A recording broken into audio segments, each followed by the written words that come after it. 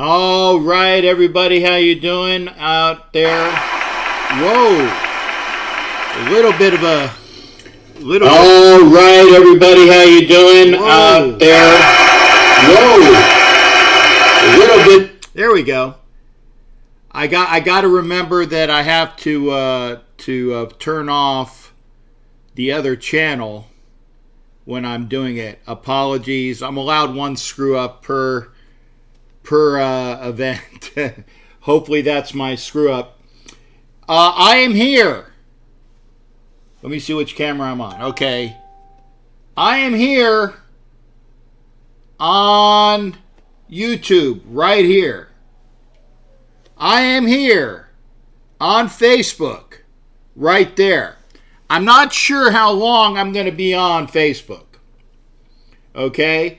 So that is why if you're on Facebook, get your butt over to YouTube. Because again, I'm not sure how long the bandwidth is going to be there. Besides, I can definitely tell you, and I'm not bullshitting you, the graphics, the sound, the picture, the way that it's mixed through OBS is a hell of a lot better on YouTube. A hell of a lot better on YouTube. Hey, Kimosabi. Good to see you there, Ed Winchell. I see Don Webb, Ed Winchell, Adrian. All right, over. Mike Sarah, Don Webb, and Jay Moose. All over there on YouTube. Again, if you are on Facebook, I'm giving you an opportunity to head on over to YouTube because I'm not sure how much longer I'm going to be on Facebook. I'm telling you, and even Don Webb said it, YouTube is way better pictures, better sound, better quality. So I'm gonna tell you to get the hell off of Facebook. Because when I open up the phone lines, you won't know the phone lines are open. You won't know the phone lines are open unless you're watching YouTube, because that's when you know the lines are open. Because I'm going to put it on OBS. Jeff Nudie, thank you for joining me. I met Jeff at the airport a little while ago. It was a couple on my last trip, I think. And Raider Homer is now on YouTube. So make sure you're going over to YouTube. Let's see what we got here. Valerie, thanks for being on Facebook, but you know the drill. Please come to YouTube if you can. Better picture, better sound. Yeah, Carlos Pereira, Raul Rivera, and Cheryl Moore. Good to see you as well, honey. Again, I'll be on Facebook for a little bit, but YouTube is better. Now, what I am going to do is this. Oh, Valerie's over. See, I'm glad. When I give my spiel, I'm going to have to look away from the camera a bit because I got some information. And some of it is written down. Some of it I'm looking at a prompter. Andrew. Yes. As soon as you say that, and I saw the hack, I started the hack. I mean, it was a Freudian slip. Hey, Shane. And again, if you're on Facebook, thank you for being here, but please go to YouTube. The profile listing is right there. Oh, in fact, what I have to do before I forget it. Hey, Kevin Dorsey, thank you from Howdy from Charlotte. And Eric, one thing I have to do, and I apologize, 1 second here. So I told my buddy I would do this. So copy 1 second here. I'm going to have to go and put this up onto a certain, there we go, a certain area. So I make sure that everybody knows, and it's for a little bit of the the folks that are here. I'm going to make sure that folks in the Pirates Bay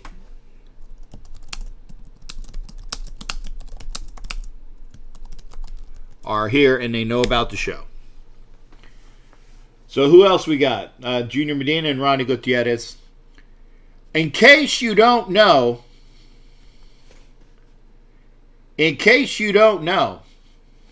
and I'm sure you all do, we are talking probably the most important thing tonight is we are talking about the future of the Raiders quarterback situation.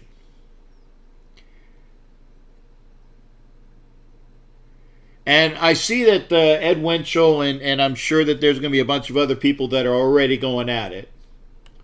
Again, if you're over on Facebook, thank you for being there, but please head to YouTube. Raider Bear's over there. Raider Bear, when I open it up, please, if you can, and Ken Kirksey, please go to YouTube, because that's when you know that the line is open. Because again, there's a little bit of a disconnect between Facebook and whatnot. And I'm glad to see you there, Bear. That is one person. It's the Raider Bear. I can't do the Raider Bear, boy. But then again, it's different. Permission granted, sir. Bear, please go to YouTube, though.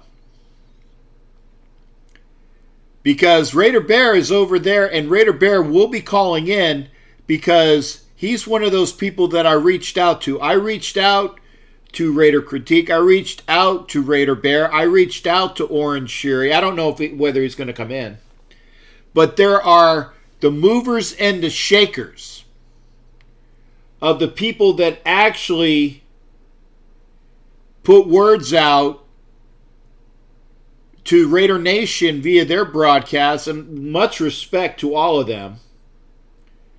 And I like to be known as somebody that's in that group, that I will put words out and people will take what I got to say, and they'll be watching what I got to say, and they'll be talking about it.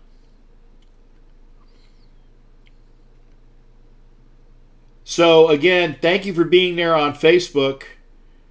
I can't look at all the comments, but here's, I actually, Mike Sarah, I actually asked the commish. I asked the commish via my first broadcast. I don't have him as a friend, so I went through Big L, Lauren Finn, and hey, Watts is in here too. So there you go. People that are doing their broadcasts, and Commish is one, I asked him to come in. I don't know whether he's going to come in, but that's. I gave him the opportunity. But I'm glad that Raider Bear's going to be here, because I'm going to be putting the numbers up to how you call in, when you call in a minute. Now let me get some of these things done. First off, I want to say that whatever we say is just us as Raider fans blowing off steam. Because the last time I checked... Oh, okay, Andrew. I'm very sorry. I'm very sorry to hear about that. Please, my best to you there, Doc. Love you as well. And I hope everything is better. Hey, Ladies of Darkness, there you go. Ladies of Darkness made it too. So again, best to Doc Cabral. No, I can't do multiple calls yet, Raider Homer. But what I'm going to do is I'm going to talk about the man. Hey, Johnny Bronson, make sure you come over to YouTube. And for me to do that, I got to turn away from the comments, because I have this. These are the stats for Derek Carr. And hopefully I can get the whole stats, because they're just showing up. Oh, shoot. I don't want to hear about his fantasy stats. I want his total stats. And I'm on the page. Here we go. Career stats. And by the way, in case you don't know, and I'm sure everybody does know, Derek Carr has been the starting quarterback for the Oakland Raiders since 2014. If you remember correctly, do you remember who the quarterback was supposed to be for the Oakland Raiders in 2014? I got it listed. I did know, but I wanted to make sure. Now, I can't see your comment, so if you're replying correctly, I don't know. Derek Carr was drafted in the second round behind some guy named 50 who was a first-round draft pick, and has been here as the Raiders starting quarterback ever since. For his career, he's played in 94 games with a record, and this is very telling, 39 wins, 55 losses. A career completion percentage of 64, which is not quite 2/3. In fact, last year, his completion percentage was up at 70.4, which is, one of the best in the league. I know he was top 10. I think he was probably top 7. And yes, he did throw for 4,000 yards last year, of which, again, total 22,793. He increased his yards per attempt to 7.9 last year. In 2019, he threw for 21 touchdowns and 8 interceptions. That's just the basics right there. The big thing that I want to get across, and again, I'm not a hater. And again, if you were on Facebook, please go to YouTube. Better sound, better quality, better excuse me, I knew I should have taken oh good, I got a lozenge right here. Last one I have available too. Almost dropped it.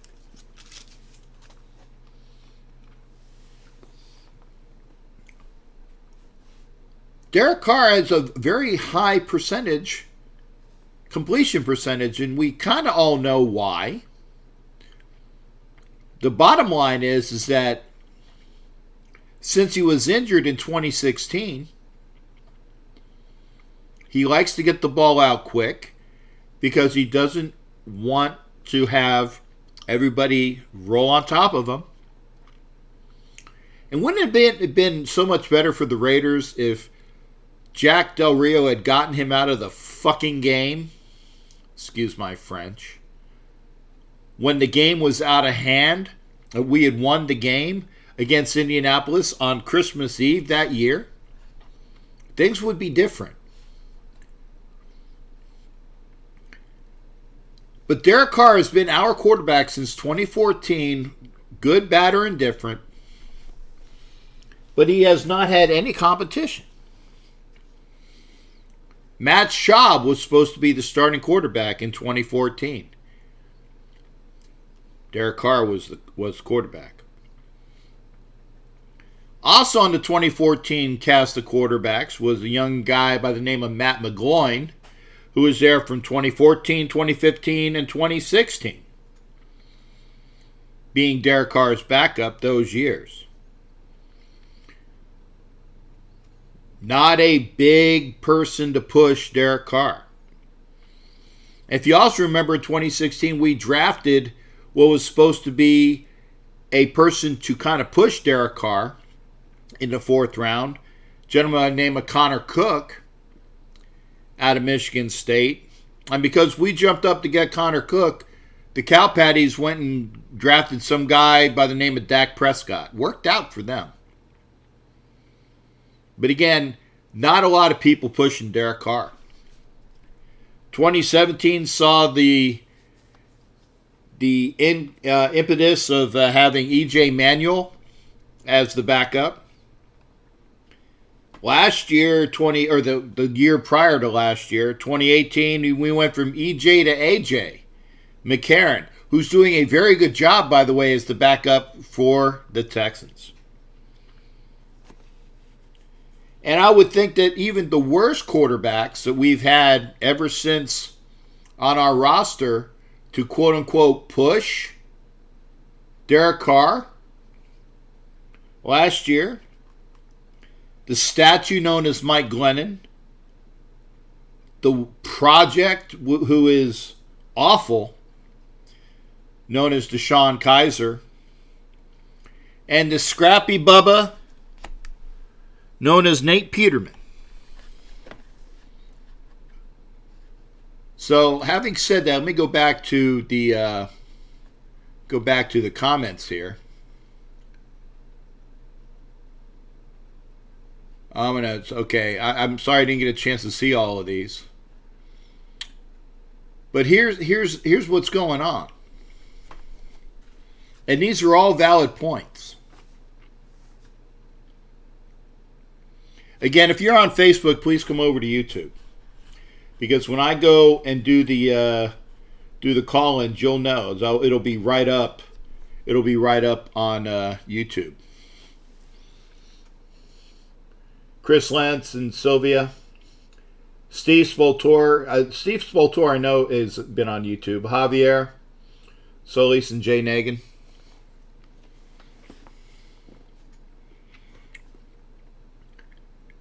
Again, thank you for being here as well. And we're going to get to the call-ins in just a minute. I firmly believe that Derek Carr provided he has some receivers to throw to, wouldn't be as bad of a quarterback as people make him out to be. And that's about the best thing I'm going to be able to say. Again, not being a hater on Carr. But remember last year, who was his number one receiver? It was Jared Cook at tight end. Who's been his number one receivers in the past? Well, it was James Jones, Michael Crabtree, some guy by the name of Cooper that dropped more passes than on I think he dropped more on purpose than he did on accident. But that I sound like a hater, though, and I apologize. Derek Carr has not had really good receivers in his career. So I agree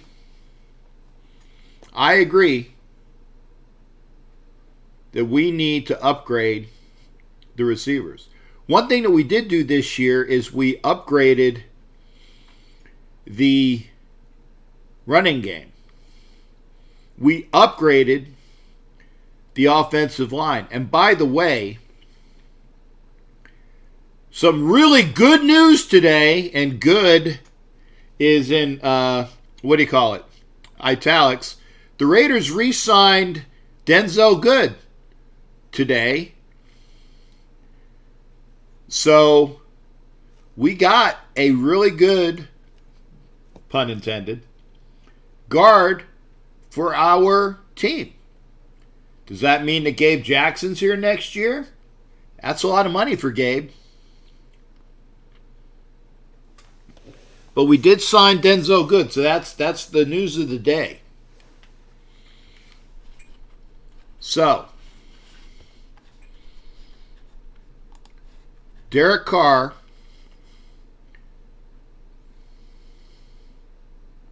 let me make sure I get all of the things going here. We got a lot of people that want to chime in. So again, if you're watching on YouTube, you knew I just threw the number up 813-699-0834. We are blowing it out tonight. We are going to be here. And again, if you're on Facebook, you don't know that I've turned out and here it is. Jared! Captain Jack, Happy New Year to you. Happy New Year to you. And for those that don't know about Jared, Jared is the secret weapon, the gentleman from Pittsburgh, which always gives us some good information. So how you doing tonight, Jared? I'm doing good, actually. I was just watching Pitt beat North Carolina basketball earlier, and it was really good to see that happen. However, a very big win for the Panthers after Jeff Capel got a 2-year extension earlier in the day by the Panthers, and that was a very, very good win in a tough environment in Chapel Hill tonight. So I was very happy to see that, though. So I'm doing pretty well, though. Good, good. Now, since you're here, I'm going to ask you the question of the evening, Jared. We're going to put away that gold and black for the Steelers. Yes. And you're going to tell me who you think the Raiders should start at quarterback next year. Derek Carr, somebody else, or a draft choice? I'm going to say Derek Carr is his job to lose, so I would go with Carr right now. But I would not be surprised if the Raiders, and I've talked to Eddie about this, that the Raiders draft a quarterback. But I think it's Carr's job to lose right now. Okay, well, I agree that he's going to be the quarterback pending something strange. And I'm going to talk about something strange. Pending something strange, because you remember that the Raiders with Gruden the very first time, and for all the people that don't know this, John Gruden in Gruden 1.0 got rid of probably one of the best quarterbacks as far as ability in the NFL with Jeff George. Jeff George was having an all-star, all-pro year, and the Raiders sucked because their defense sucked. Okay? So, but Gruden got rid of Jeff George because he wasn't worth the issue, and he went and he traded for Rich Gannon, and everybody's like, what the hell are you doing? Well, obviously, within 2 years, Rich Gannon was the MVP of the NFL. Exactly. Yes. Well, it's going to be interesting to see. I mean, the draft's a couple months away, as we know. The playoffs are still going on, and of course, besides the playoffs, we all know that the coaching tree circle, Howard, has gone around like a merry-go-round. Howard, the only team that has not really, let's just say, gotten off the ride yet, and they hope to announce their coach this week, is the Browns. And the Browns, I mean, to me, I think the Giants, if you ask me, made a poor choice of a hire in this guy. They could have had Jason Garrett. They were ready to take him, or the guy from Baylor. Instead, the guy from Baylor says, I'm going to go to Carolina. And now you're doing a disciple, basically, of Belichick's, however, going to New York. And you could have another one in Cleveland. If McDaniels doesn't get the job in Cleveland, however, if he doesn't accept the offer, Urban Meyer seems to be the only logical choice now at this point that the Browns could take. Okay. Well, Jared, I gave you your 3 minutes, so you think that real quick out the door, you think the Browns are going to go with Urban Meyer? They have to take Urban Meyer. He's a local boy from right now, Ohio. He knows the system of Ohio real well. They would be stupid not to draft him, or at least consider him as their next coach, but we'll see. I mean, this weekend is going to be interesting, and as far as the Raiders go, we're going to see what free agency brings in another month or so, because like I said, we still got 3 weeks left in this year, and then, of course, we got spring football right after that. All right. Well, Jared, always good hearing from you, brother. You be sure to continue to watch and participate. I'll tell you what, Jared's always here, so I appreciate that from him. I'll talk to you soon. Take care of yourself. All right. That was Jared from Pittsburgh. And, there you go. I mean, Jared will come in and he'll talk about what's going on. So the line is open, 813-699-0834. Like I said, don't be surprised. Okay. And we got gone with Doc.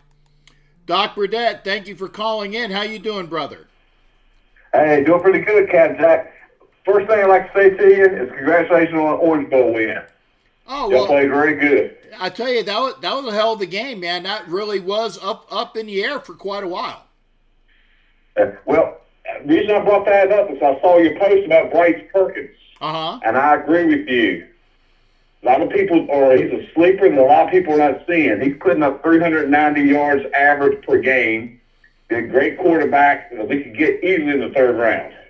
Actually, I think that we can probably, because we don't have a fourth, maybe even lower. Exactly. We don't have a fourth-round pick, but I think what we might do is we might trade back in the third round, and I think that Bryce Perkins will be available in the fourth round. But the other thing, Doc, is that Jake Fromm announced today that he is coming out, and I tell you what, Jake Fromm in the third round would be a hell of a pickup for the Raiders.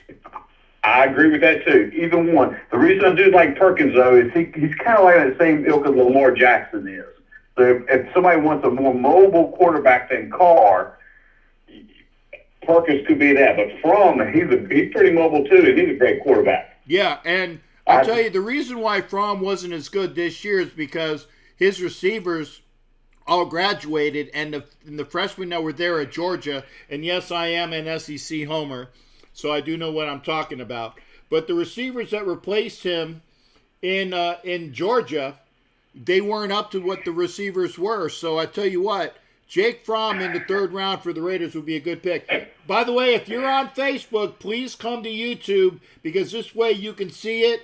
The picture is a hell of a lot better, and you'll know when I'm having the callers call in. Please come to YouTube. Go ahead, Doc. Now on Derek Carr, I say we keep Derek Carr, then we get a veteran to back him. I do not want Cam Newton.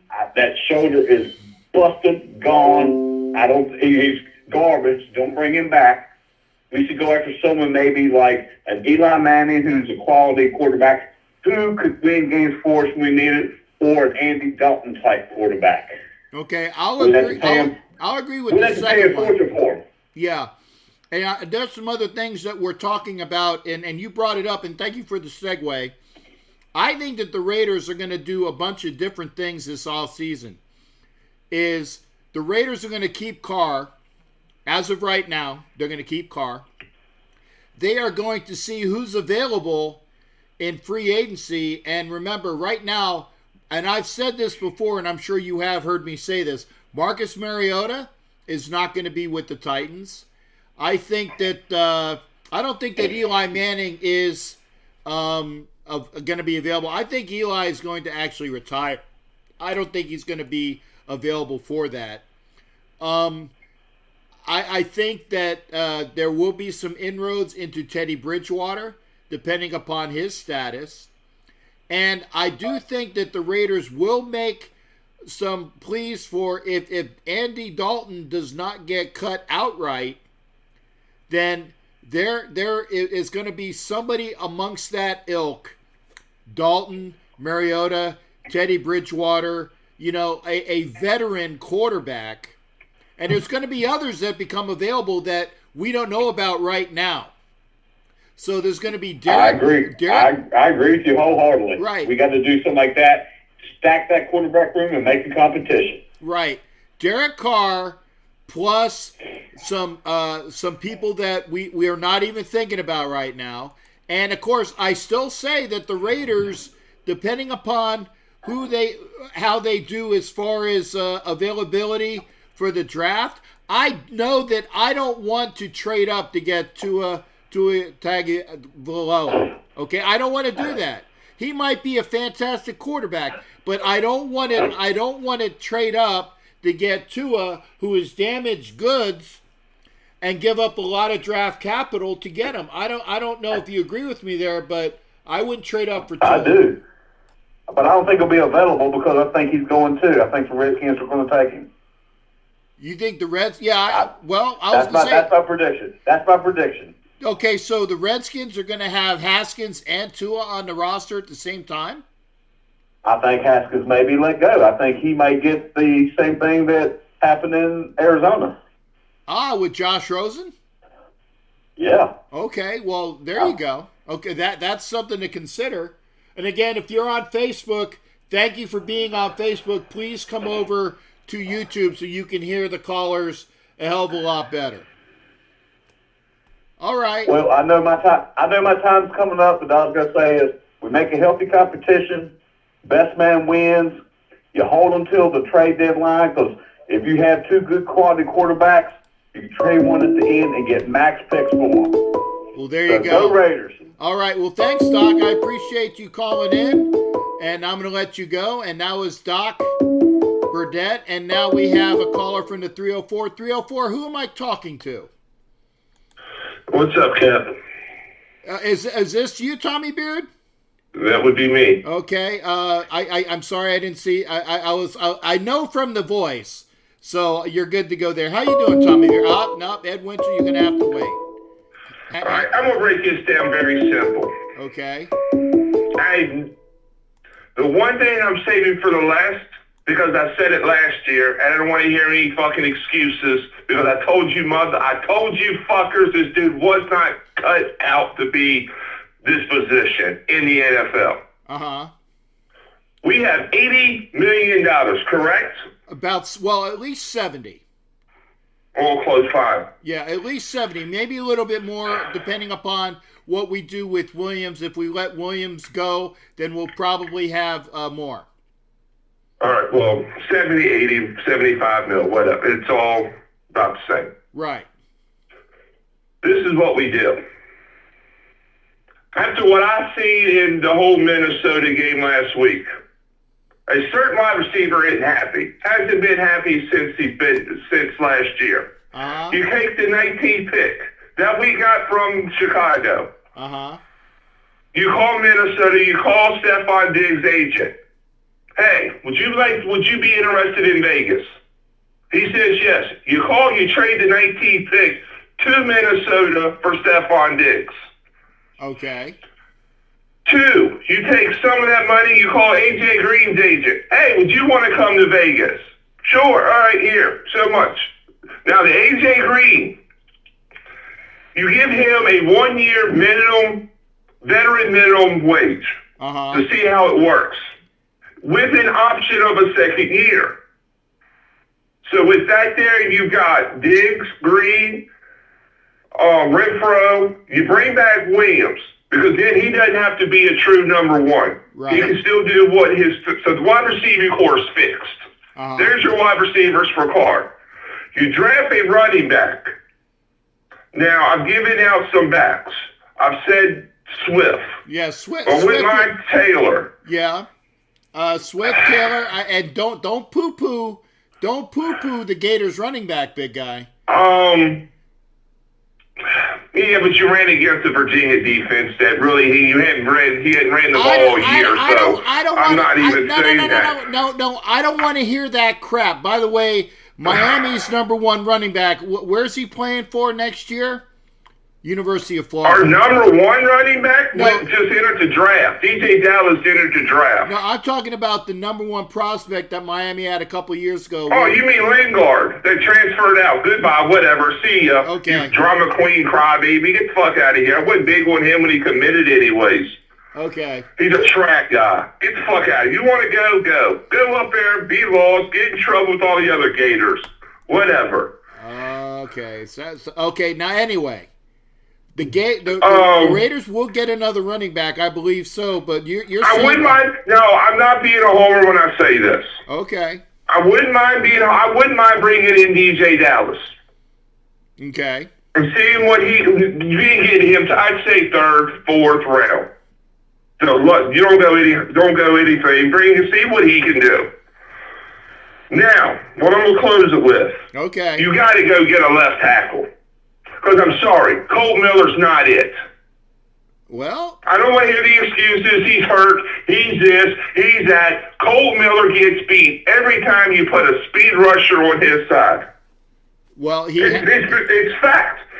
He has improved, but he still needs some work. I'll give him that. Colt Miller, I'm sorry. I don't know if you bring back Trent Brown, you move him to his left, you go get, I don't know, one of these Georgia guys. But I tell you, I'm happy with the May kid. Okay. For Georgia. Okay. Or I don't know. We got to find corners too. Uh-huh. Jesus Christ, please. Hey, Tommy, I know you use the F word a lot, but we do have other folks that have younger kids in here, so if you don't mind, sir, try to mellow it down. It's ridiculous. I know, but if you don't mind, go ahead. We got to get the left tackle fixed. Okay. Well, there's a lot of people. Dave Jackson, see ya. I said this before when he came back. I gave him 2 weeks after he came back from the injury. Age is catching up. Injuries are hurting him. See ya. Goodbye. Okay. Well, that's why we signed Denzel Good. And I think that we will have, I think Jordan Devey is still another person that's out there. I wouldn't mind re-signing him as well. And I want to say one good thing that the Raiders have done. The Raiders have not sat on their hands in the offseason. They've signed Good. They've signed Incognito. They've signed Standback, the kid that was running back for the Alouettes, who's a very, very good running back up there. Kind of like when they did with the kid a couple years ago that blew out his Achilles. But we had him available. So the Raiders have been signing people to make this team better.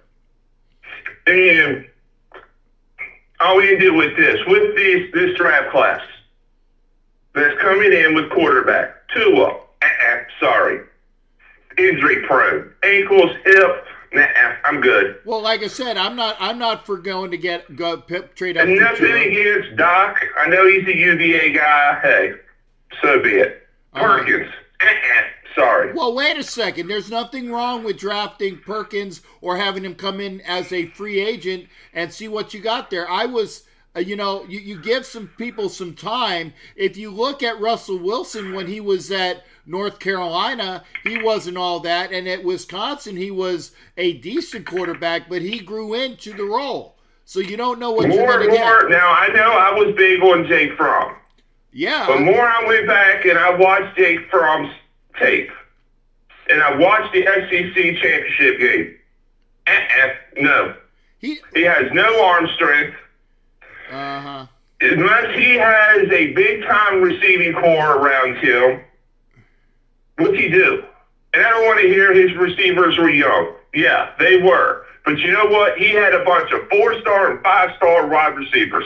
Okay. And he showed what he could do against it all in the Sugar Bowl. Okay. Well, again, your opinion, Tommy. I'm going to open up the phone line as well, though, partner. You've been on for 7 minutes, and I appreciate you calling in, partner. All right. Hey, thanks again. We'll see you on the next show as well. All right. That was Tommy Beard. And again, Tommy has his opinions.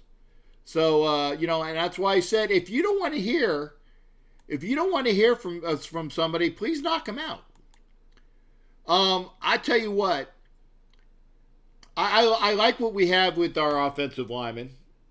And again, this is what I was saying with Facebook. It says that it's trying to reconnect. Again, if you're on Facebook and you're still there, and I'm not sure if you're still there. Okay, Oaktown, if you can, Jules, please come over to YouTube. Please come over to YouTube because that's where everybody is at. Okay? I'm not sure. It says try to reconnect. I'm not sure if I'm still on Facebook. But again, for best picture and for best sound, please come over to YouTube. Can't say it enough. So if you like what you see, go ahead and throw a thumbs up there. If you like what you see here on YouTube, please share it up to all the other people. I got a line open. Watts, I agree. There's.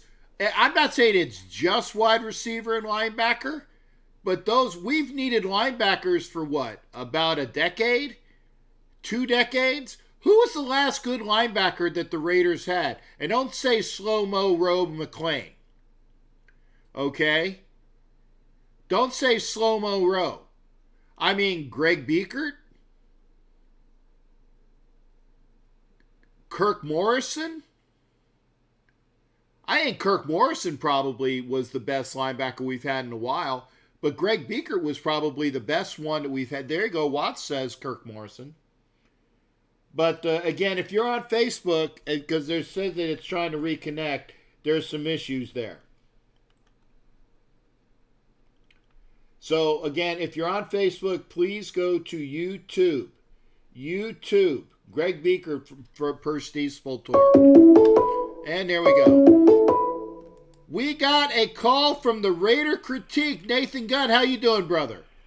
I'm doing all right, except for I'm here to address the elephant in the room. Okay. Derek Carr is not going anywhere. People in the chat room, he ain't going nowhere. We're going to pick up a quarterback in the 3rd round. That's where we're going to get him with that Eddie Pinero pick, or whatever that kicker's name was that we decided to send to Chicago. Derek Carr he had over a 70% completion percentage, over 100%, 100.2 QBR. Homeboy's not going anywhere. You need to give the dude a number 1 wide receiver instead of 2 number 2s, a number 3, and a number 4 wide receiver to throw to. When the clown did his thing, that screwed our team. So let's go ahead and address that elephant in the room right now. Tua's not going to be a Raider. Tua's got a hip injury. Okay? The same hip injury that Bo Jackson went down with. Yeah. The dude's not going to be the same. He said it himself. Yeah, and I agree Stop there. talking out your fucking kudos. My bad. I'm sorry. Yeah, like I said, there are ladies and young kids in the room. Okay. I'm sorry. I'm a little hyped up. I'm sorry. But I got stop you. talking out your butts, guys. Now, like I said, I think, and again, Tommy doesn't agree with Fromm, but Jake Fromm, and he said that he didn't have a lot of his best receivers went to the NFL this year, and the rookies did not get in there and help him out a bit. So I think that, yeah, he had a lackluster season, but I tell you what, Jake Fromm has been playing in a pro-style offense for a long time. And by the way, Joyner, I've been told, was going to be going back to safety this next year. Oh, thank God. Oh, thank God. Please put him back at safety. Why were we even playing in the corner anyway? I mean, Gunther literally needs to be out. The dude's got to go. I don't know who's out there. I think I heard Wade Phillips might be. Yeah. You know what I mean? Hey, but wait, no. Anybody would be better than Gunther right now. You know Gunther what? sucks. I kind of agree with you, but it's one of those things where, and I hate to use the word continuity.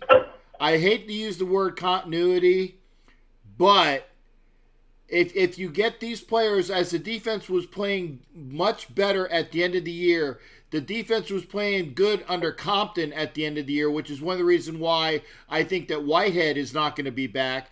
And, the Kip Morrow, I don't think he's going to be back either. But there's going to be... I like Nicholas Morrow, man. Nicholas Morrow was actually one of our best covered linebackers. You know what I mean? Sometimes. Sometimes, yeah. I mean, yeah, he's kind of iffy when it comes to, like, reading the offensive pass patterns and covering the running backs and whatnot. But, I mean, that also could be due to lack of speed, because the guy's not really all that fast. But we all know that we have a problem at linebacker. Yeah. And if we do wind up bringing back Vontez Perfect, let's hope that he doesn't get suspended again. I mean, I hope that he, like, literally, if he does come back, he plays smarter. I mean, because he's already got a target on him. With the silver and black that he's wearing, he's going to have a target on him regardless.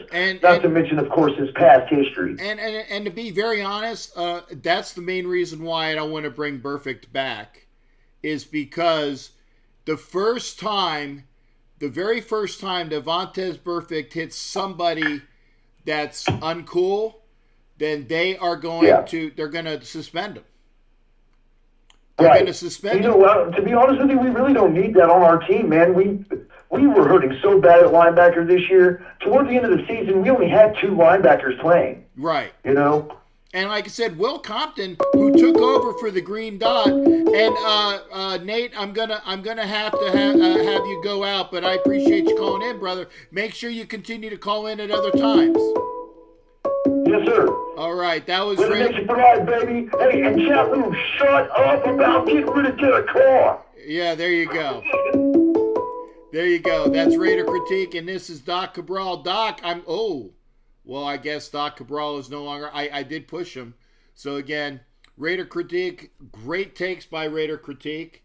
I'm sorry, Doc Cabral, I didn't get to you in time, and it shut down. Again, if you are on Facebook, thank you for coming over, and make sure you get over there to YouTube, because then you can see and hear a lot better on YouTube. Please go to youtube.com/C Captain Jack Rackham.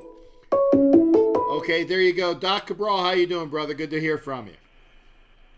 Is that Jay? Yes, this is Jay.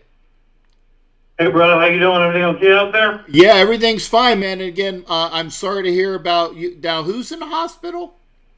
My wife. They're going to check her out for appendicitis right now, so. Okay. Hey, just to let you know, I'm glad you had a good Hanukkah. I'm glad to see you made it to 2020. And good news and more good news out here for you guys. That's pretty good. Okay. Go ahead. I'm listening. Oh, no, nothing bad. On the other side of the fence where I am, there's a little bit of, let's just say, tight-lipped people. Very, very tight-lipped. They have nothing to say to nobody. People are guessing and putting things up there, and ESPN and Football Network are talking a lot, but they got no gas to it. It's all bullshit. Oh, I'm sorry. I apologize. It's all bull crap. But he's not saying nothing to nobody. He's having meetings with individuals, but he's not saying anything. I don't think too much to the team, really. I think the best thing he can do, if they really want to play a game with him, is say, okay, I gave you money to buy parts for the team. Give me that money back. Wouldn't that be a trip? Now, I want to make sure that everybody knows who you're talking about. TB12, Tom Brady. There you go, because I know who you were talking about. Doc is a Patriots fan, and one of the few that I like. But I want to make sure that people know that. But yeah, I love you, brother. You know that. I got you, but it's like, so you're saying that Tom Brady? I honestly don't think that Tom Brady is going to be playing in silver and black. There's a couple reasons why. First off, I think that if Robert Kraft is in charge more than Belichick, Robert Kraft will not want to let Brady go. It will be like the second coming of when Harry Sinden let go of Bobby Orr in Boston. It won't happen. It'll be horrible. Jesus. Yeah, Harry Sinden letting go of Bobby Orr, and I think that the fans were revolting. Well, they're revolting anyway, but they revolted. And I think that Robert Kraft will not let go of TB12. So I think they're going to offer him a decent contract, okay? Mm-hmm. And Tom Brady will stay in New England. Now, having said that, if he does leave, I really think that he is going to go to Los Angeles and be a Charger. Because no. I think that if he does go, he's going to go to Los Angeles and be a Charger, because that gets him into the warm, that gets him into a brand new stadium, that gets him into an area where that. Now, the one thing the Chargers have to do is, and they always are, where they always are, very cheap. By the Cheryl, yes, they do have thumbs up buttons. It's in the right underneath the. If you look, Cheryl, if you look underneath the screen where it says there's a thumbs up, thumbs down, shares. So please, yes, there is thumbs up, thumbs down there. Thank you for looking for that, Cheryl. Give me a thumbs up. But no, I think that Brady, if he does not go to yeah, I'm going to allow that with Raider Katrick, but I'm just saying I don't think that Brady's going to I don't think that Brady's going to be a Raider, dude. I really don't think so. The other thing I was going to ask you was, do you think Mike Mayock and the other guys are leaving? Do I think Mike Mayock and what? Mike Mayock and Gruden are talking about another quarterback. I know you want to keep Carr because he is a good quarterback. He's at least pretty good. But I think maybe they're looking at another veteran, maybe? Yeah, oh, no, I know they are. I know John Gruden was not real happy with some of the things that Derek Carr did last year.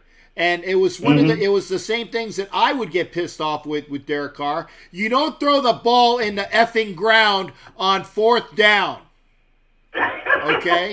You don't do it, okay? And you continue to try to get a receiver open when you're going around the field. If you don't get a receiver open, then you go upfield and you start running. And everybody that is critical of Derek Carr, okay, will say the same things. I like Derek Carr, but Derek Carr does some really boneheaded shite a couple different times. Okay? There you go. I'm just saying it. You know what? Honestly, I think it's going to be a wild offseason for everybody this year. Oh, I think it's going to be a real wild offseason this year. Yeah, and remember, the draft is in Vegas, brother. And pending... Oh, it is? Pending unforeseen things, I will be in Vegas for the draft. If you're on Facebook, please come over to YouTube. Please come over to YouTube.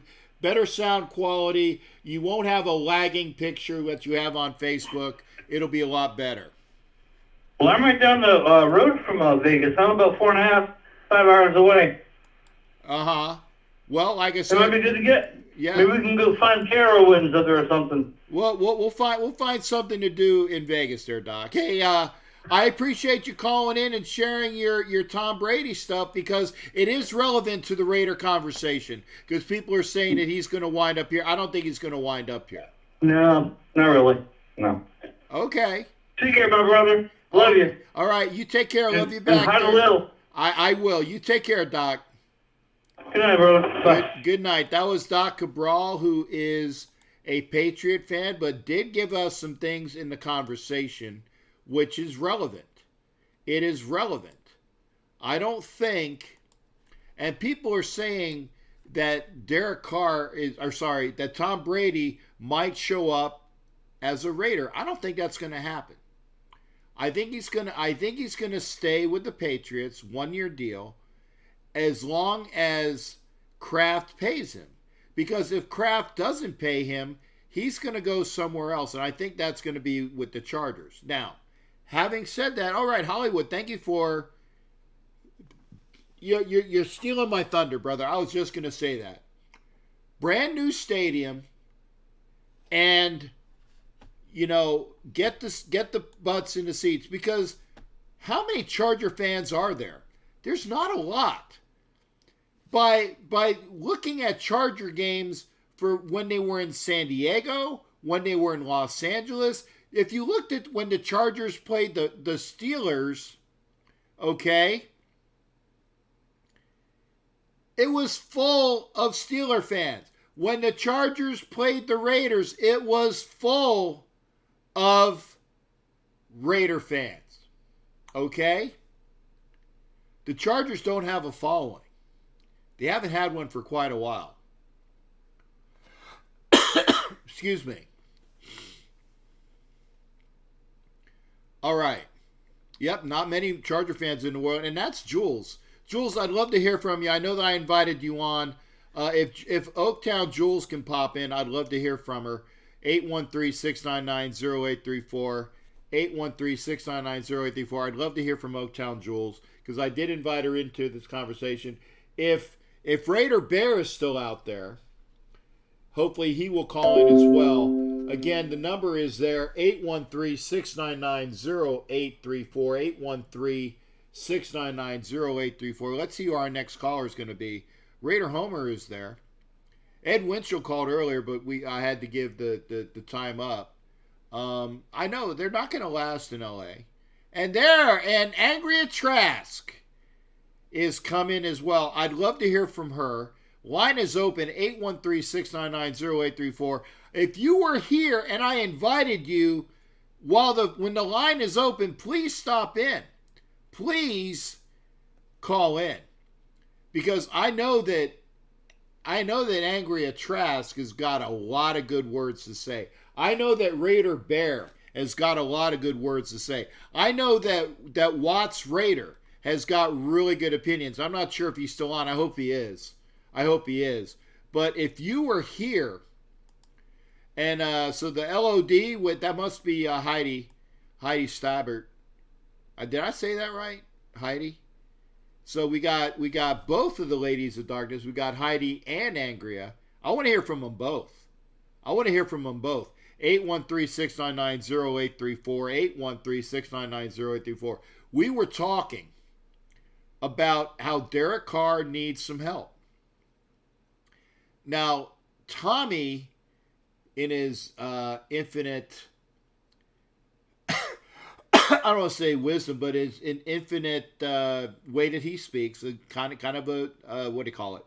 Kind of a dirty mouth, was talking about our left tackle. But we're going to hear from somebody that I love to hear from right now. And this is Angria Trask. Angria Trask, you are on. If there was somebody else that called in, and I apologize, but you called in first. Hello, honey. How are you doing? I'm doing great. How are you? Hearing from you and hopefully hearing from Heidi and hearing your ladies' opinions is going to make this a great broadcast, because I love to hear from ladies that know so much that they've forgotten more than some people know on purpose. I'm not going to claim that, but I will. I mean, I give you ladies your due. When I get a chance to listen to your podcast, you ladies got everything going on because you know what's going on. well, thank you. That's much appreciated. I apologize if there's some noise in the background because I have baby Jeff here. Yep. And he's hungry, so we're going to multitask. Okay. So if we hear a slurp slurp, we know where it's coming from. Yes. So you said you were talking about Derek Carr. Yep. And his usefulness? Okay, what was that? Derek Carr and his what? His usefulness? Is that what it is? Just kind of his performance for the year? I can't quite hear that word, honey. The youthfulness? Yeah. I would say youthfulness, but okay. Like, is he usable still? Is he very useful? Okay, usefulness. I thought you said youthfulness. Yeah. Okay, usefulness. Yeah. No, I don't care how old he is. Okay, yeah. See, now I know what you're talking. Say, yeah, of course he's useful. I mean, I always say that you don't get rid of something unless you have a plan to replace it with something better. And who is out there right now at 9:59 p.m. Eastern Time on the 8th of January? Who right now is out there that is available right now that's better than Derek Carr? Well, you know, the rumblings that I hear from fans and people on Twitter and Facebook is Teddy Bridgewater and Nick Foles, and there's a third one, and I can't remember who it is, Ryan Tannehill. Those are all not options. No, so Tannehill's going to re-sign with the Titans. Exactly. They're going to give him big money. Mariota would be a step backwards in the same body as Derek Carr, basically. He gets injured all the time, then he doesn't play to his potential. He just kind of sucks. Teddy Bridgewater, I do believe they're going to keep him at least as a backup, and you know, he may be their contingency plan in New Orleans for taking over for Drew Brees. Drew's probably going to retire in the next year or two. Yeah, well, actually, I think it depends on what Tom Brady does, but we'll see. I think that this is what I would say is Bridgewater a unrestricted free agent, because you know what? The Saints got a lot of good say there, and Taysom Hill is more than a backup gimmick. And I think that if Bridgewater wants to go to a team that he thinks that would be something good for him, I can really see the Raiders going hard after Teddy Bridgewater. I don't know if they'll do that or not. I mean, I could see it, but they're not going to give him huge money. So, I mean, we'll see what happens. But, I mean, Taysom Hill he has redefined the term gadget player. Yeah. Because that guy is crazy good at everything he does. The only thing he doesn't do is kick a ball. And I think he could do that, but I think that's the only reason is because they have Will Lutz, and he's great. Yeah. But Taysom Hill would be a fantastic pickup, and I've wanted him for a while, but there's no way the Saints are going to let him go. Well, and money talks. Money talks. So yeah, we'll see. that's true. Yeah, we'll But, see. I mean, I don't know how many years he has on his contract, but then they're going to tag him. They can tag him for 3 years. So it's going to be a good while before before they let him go, unless there's a big trade or unless they decide to give him his ability to talk to somebody else. You know what? I don't think that maybe I don't have everybody in mind, but I don't really think that the Saints would tag. Maybe the secondary tag, the one where they the restricted tag, but not the franchise tag. I don't think that they would franchise tag Hill. I think that or not Hill, but Bridgewater. I think that they got to use their money elsewhere better. Well, I wasn't saying Bridgewater. I was saying they would tag Taysom Hill. Oh, okay. Yeah, well, there you go. Yeah. I don't think that they would do that either, but we'll see. And I think that like I said, money talks. I think that Bridgewater would be a hell of an addition because he is he's kind of like a Gannon, like the way that Gruden likes these veteran quarterbacks. He can run, he can pass, he's good with sets. And I think that's why I really think, and I'm sure you think this as well, that's why I think that Gruden and Mayock are going to go out and they're going to do the thing like they shocked the world, like they did with the trading away Jeff, well, granted, it wasn't Mayock here, but they traded away Jeff George and they got Rich Gannon and people were saying like, wow. Yeah, it's crazy. Derek Carr had a good year statistically, but people talk about garbage time stats, and that's fine. The problem is those big moments. He's disappointed me a lot this year, and I'm a huge Derek Carr fan. I love the guy. I wish he could play until he retires, but I don't see it happening at this point unless he can pull some crap out of his butt and really shine in front of Gruden, because Gruden is not. He's a no-nonsense guy. He's not going to put up with anything. So. Well, honey, I appreciate your input and I always love hearing from you. Thanks for calling in, and give Jack my best as well. I will. Thank you. Love you. Love you too, honey. That was Angry at Trask, and now we got another caller. Who do I got calling in at the 601? Yeah, this is Dale in Harrisburg. Oh, okay. Well, good. Thanks for calling in, brother. How you doing? I'm doing good, man. I'm doing good. I heard you were talking about Derek Carr. I agree with some of the stuff you were saying because I look at it from his injury standpoint, and he has a lot of stuff in his head going on since he got injured. And the panicky and not running, not scrambling, and not taking his job. To me, he doesn't take it serious enough because he feels that if he has a high percentage rate, passes, and completions, and he didn't have any good receivers, not number one receiver because of what happened during training camp. But I agree giving him one more year, but I do see them bringing in a veteran, try to push him. I had seen on a mock draft where they was talking about trading their first round picks and going up and getting guys from Alabama. But I don't see that happening because they're trying to build a team, and I don't see them giving up 2 number ones for one pick. Oh, and it would be more than that. In order to move up, you're going to have to give up both number ones and some more capital. And I just don't see that. No, not going to see it. Not going to see it. Are you still there, sir? Yeah, I'm here. Okay, no, I didn't hear from you. I wanted to make sure I didn't lose you. And you say you're in Harrisburg? Yeah, I'm the vice president. Hello? Yeah, I'm here. I'm the vice president of the South Mississippi Raider Club, where Ty Brown is the president. Oh, okay. Okay. Well, okay. So I met you in Nashville. there you go. So Harrisburg, Mississippi. Yeah. Okay. Yeah, because when I hear, so it's Hattiesburg then.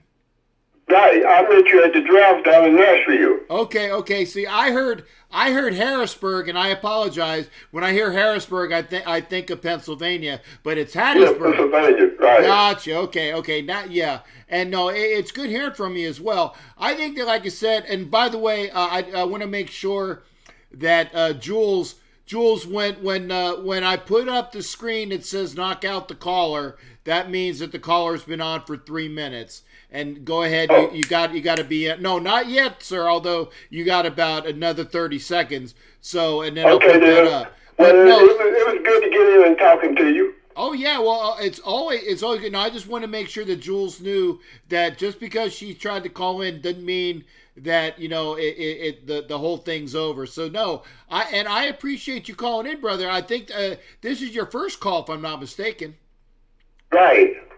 Well, make sure that you are a staple. Enjoy hearing from you, and come on aboard. If you haven't subscribed, please do, and tell all your friends too. Okay, you do it. You're on every Wednesday night. Yeah, I'm on tonight, but when you go to YouTube and you ring the bell, it shows you when for notifications. I'm going to try to have shows, in the off season. I'm going to try to have shows maybe every other week, or maybe I might do a show per week when I have somebody to do an interview with. But yeah, make sure you're still sticking aboard, and you'll see the shows here on YouTube. Okay, appreciate it. Oh, good hearing from you as well, partner. Thanks again, and say hi to Ty. Okay, thank you. All right, thank you as well. See, there you go. We heard from Mississippi, and like I said, Jules, hopefully Jules can call in, because I definitely wanted to hear from Oaktown Jules, one of my favorite ladies. I loved hearing from Angria. Yep, there you go, and she says it right there. It's the truth. If you think the Raiders are going to give up a bunch of draft capital, you haven't been paying attention to Mike Mayock. The Raiders got 2 number 1s and 3 number 3s. And I think, honestly, if you look at it, hey, Jimmy Farrell, if you look at it, I think that the Raiders might even take one of those number 1s and they might move back so that they can move back into the second round, because there's going to be a lot of people available. So, the board is, the Raiders are relying on this draft to stockpile, and they're going to be doing it. So I don't think that they're going to be moving up. 719, Hardcore. I see, I got my phone. I'm hearing from you. Hardcore, how you doing, brother? Pretty good. How you doing, Captain? I'm good, and I wanted to make sure that if you don't know about the Hardcore podcast, you make sure you go over to YouTube and you watch him as well. Thank you, man. Appreciate that. Oh, yeah. So now, Critique said that I was going to enjoy your, shall we say, your sound tonight, because you are going to be the anti-critique, but I'm not going to spoil it for everybody. Go ahead and let's have it. Oh, man. Well, first of all, I don't know how to sound. I'm a little stuffy, so it might be like figured out by transport. But, you know what? I kind of, I supported Carr for every year until this year. To me, this was a perfect year to Derek Carr. I said it in my podcast. And so I guess I'll repeat myself, but where I'm at right now is just, I stand where I stand, and where I stand is on the side where I want Derek Carr back, I mean, he's a top 10 quarterback money for mediocre play. He's won 17 games since he got his contract, and he's lost 31 games. He makes about $1.3 million per game. If he didn't get paid, if he only got paid for his wins, we would be paying him $3.8 million per win. We paid him approximately, give or take, $65 million for 17 wins. And I know everybody's thinks about the wide receivers and we don't have a number one wide receiver, but I've seen enough. I've had enough, and I don't want any more of it. You know, I appreciate what he's done for the Raiders. You know, I respect him as a man. He's a great person. He's a good or okay quarterback, but he does not have the oxy that we need to lead the Raiders. To be a Raider is different than any other team in the NFL.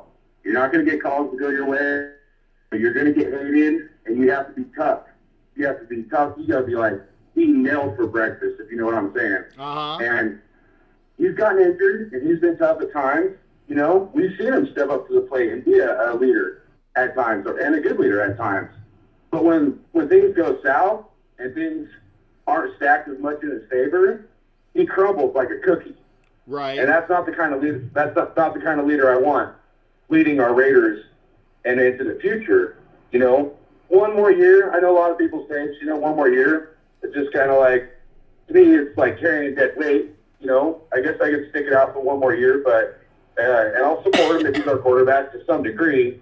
But at the same time, I mean, you know, a lot of people act like he's been a Raiders fan his whole life, and that's not true. You know, the fact of the matter is he's never once said he grew up a Raiders fan. He said that was his second favorite team. He grew up a Texans fan. Exactly. Just plain and simple. That's true. And once the Raider, always a Raider, he will hold that title. He will hold the records for QBs.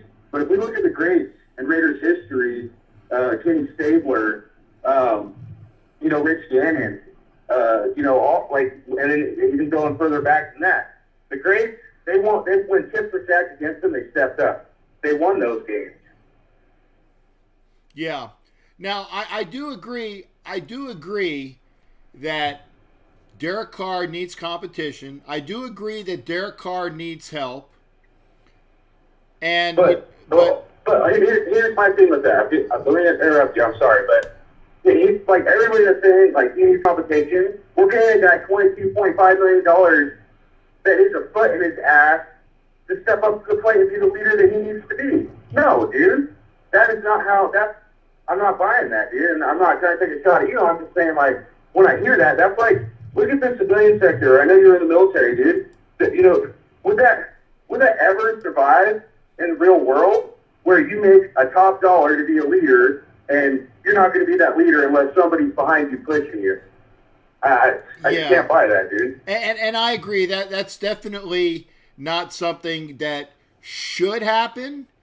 But there are some people, and you know this as a military person, you know that there are some people that needs a little bit of a boot in their ass in order to get them going. And unfortunately, it shouldn't happen when the guy is making a bunch of money per year. But that's just the way it is. Right?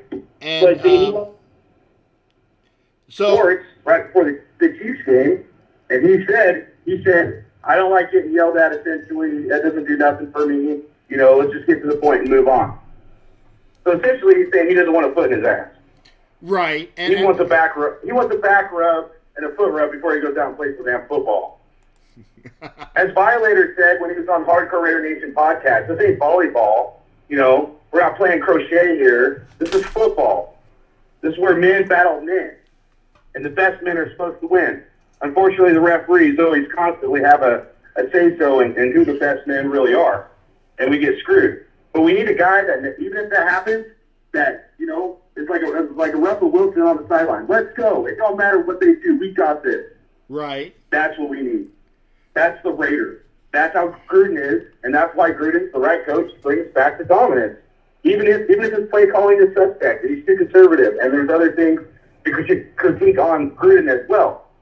But the reality is, when things get tough for the Raiders, you see Gruden crumbling on the sidelines like Jack Del Rio did? No. He calls it like it is. Okay. And those are good takes.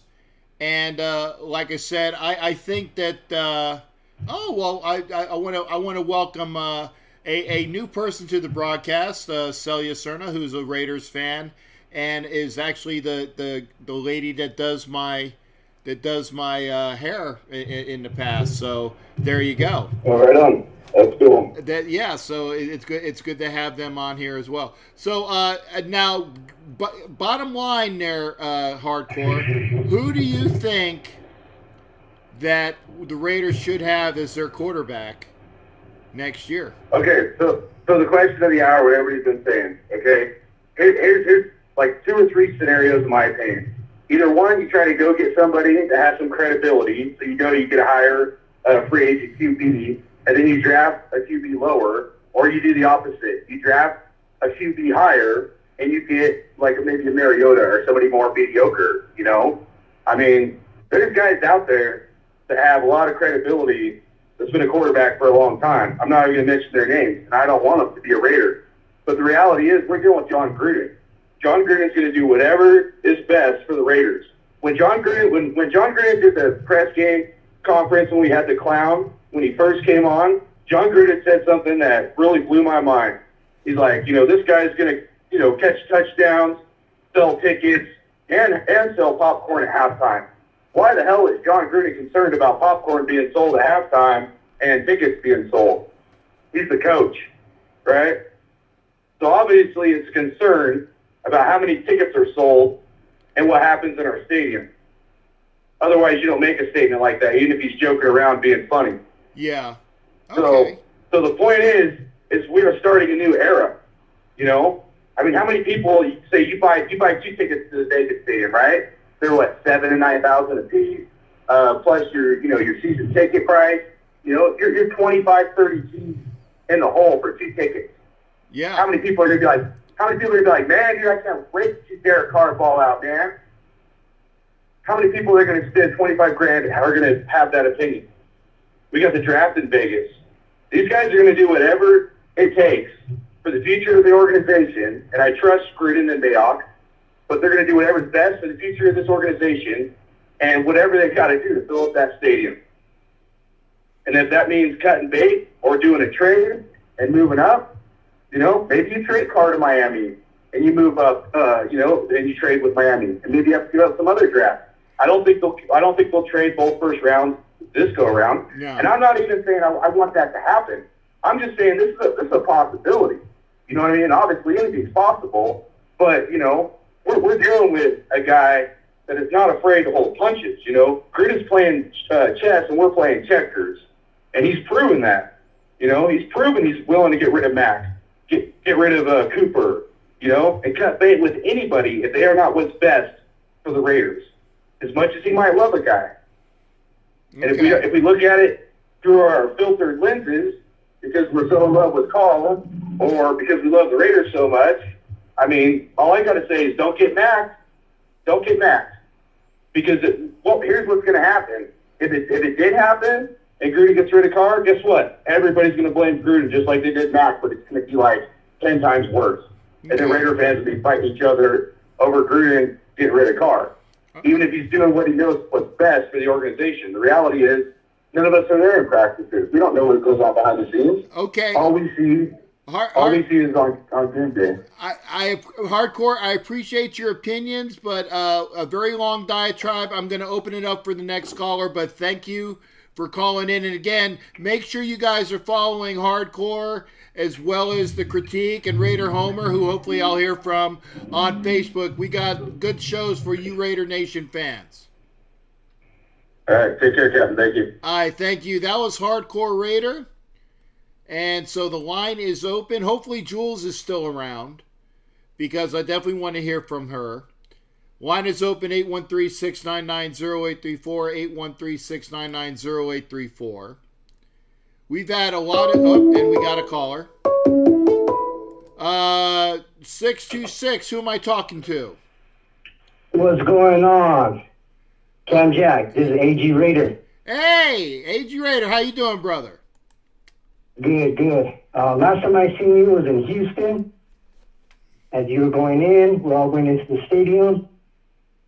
Yeah. I hope everything's going well. Yeah, everything's fine, brother. Good to hear. And make sure when you can to text me your name with this number, so when I do get a chance to have my phone not being used for Facebook, your name will show up and I'll know exact. By the way, if you called in tonight and I didn't know who you were calling, or who it was there, make sure you text me on the number that you called in so that I will have your number in my phone and I'll be able to know exactly who's calling in at that time. Thank you, sir. Hey, thank you. First off, got to give a shout out. Give a shout out to Watts out there, always doing stuff, doing big things. My brother, Hardcore Raider. Yeah, I feel you, man. Hey, when he talks, he goes deep into it, And obviously critique, too. Oh, yeah. Critique, And again, he talks a lot of heart. Yeah, I love I haven't seen him since Houston. I love all the opinions, but I had to, and I'm sorry, Hardcore. I let you on for 10 minutes, man, because nobody else called in. I still have it up there. It said knock out the caller, knock out the caller. Now you know why I say knock out the caller, because then I have to try to say I let you on for a while, but I don't have no ill will there. So we're good to go. But yeah, go ahead with your opinion there as well, partner. All right, well, first off, hey, drugs are bad, all right? All this Tom Brady to the Raiders, man, got to get off them drugs. He is not going to be a Raider. No, I don't think that would be a horrible thing. That would be a horrible thing, especially for us who've been fans, before, the tough rule or having to live through that, and, it wouldn't be good for the fan base. So, other than that, about, Derek Carr, yeah, I'm the same boat as far as, that's why I wanted drafted before, as the draft happened in 2014, always stuck up for him and everything he does. I mean, I do see the play calling, and I do see, yes, our receivers are not the best. But he does make some mistakes that frustrates us as a fan base. Yeah. He needs to feel threatened for his job. If he doesn't feel threatened for his job, he's not going to try. So we got to bring somebody in. But I like the concept that Hardcore Raiders said.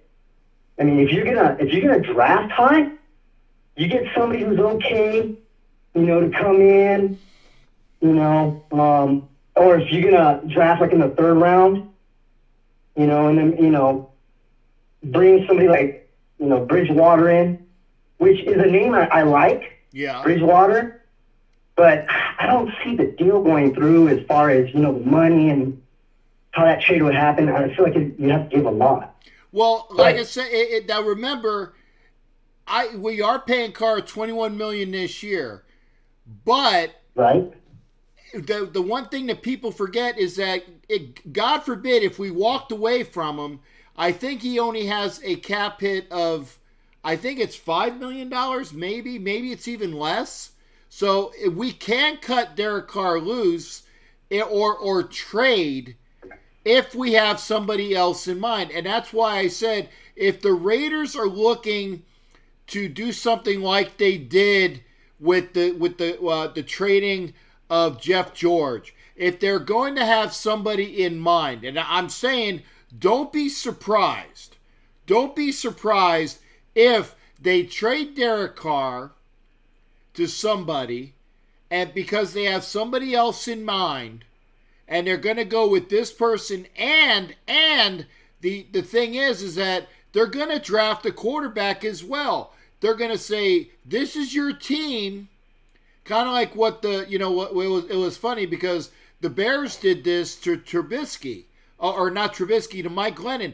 They gave Mike Glennon a big contract and then say, you are the quarterback of the Chicago Bears. And what did they do in the draft? They moved up and they drafted Mitchell Trubisky. So I'm saying that if the Raiders have somebody in mind, right? If the Raiders have somebody in mind, and again, this is Mike Mayock's view, this is John Gruden's view, if they think that they said this guy will run our organization, this guy will do everything that I want them to do, because I'm still pissed off, and Gruden is pissed off at when Derek Carr throws passes in the dirt. Derek Carr is, yes. John Gruden is pissed off when Derek Carr does not run. Yeah. Okay? No, definitely. And you can hear it on his face. Yeah. And then, the way Gruden talks, he's very strategic. He leads people on to one thing, and his actions will show another. And we've seen that, getting people out the door. but sometimes it seems like he's very indecisive. Obviously, we're signing players and dropping them at the same time, building our dead cap higher and higher. But the good thing about Gruden is it doesn't seem like he falls in love with anyone, or if he does this for a short period of time. And I can see he has somebody already in mind. Yeah, it's going to happen. It's probably going to surprise us. Yeah, I mean, like I said, he did it one time before. Don't be surprised if he does it again. Don't be surprised. Now, the difference is that with Mike Mayock there, Mike Mayock is not the same as Bruce Allen was, okay? Mike Mayock is an upgrade over Bruce Allen because Bruce Allen was just a yes man, okay?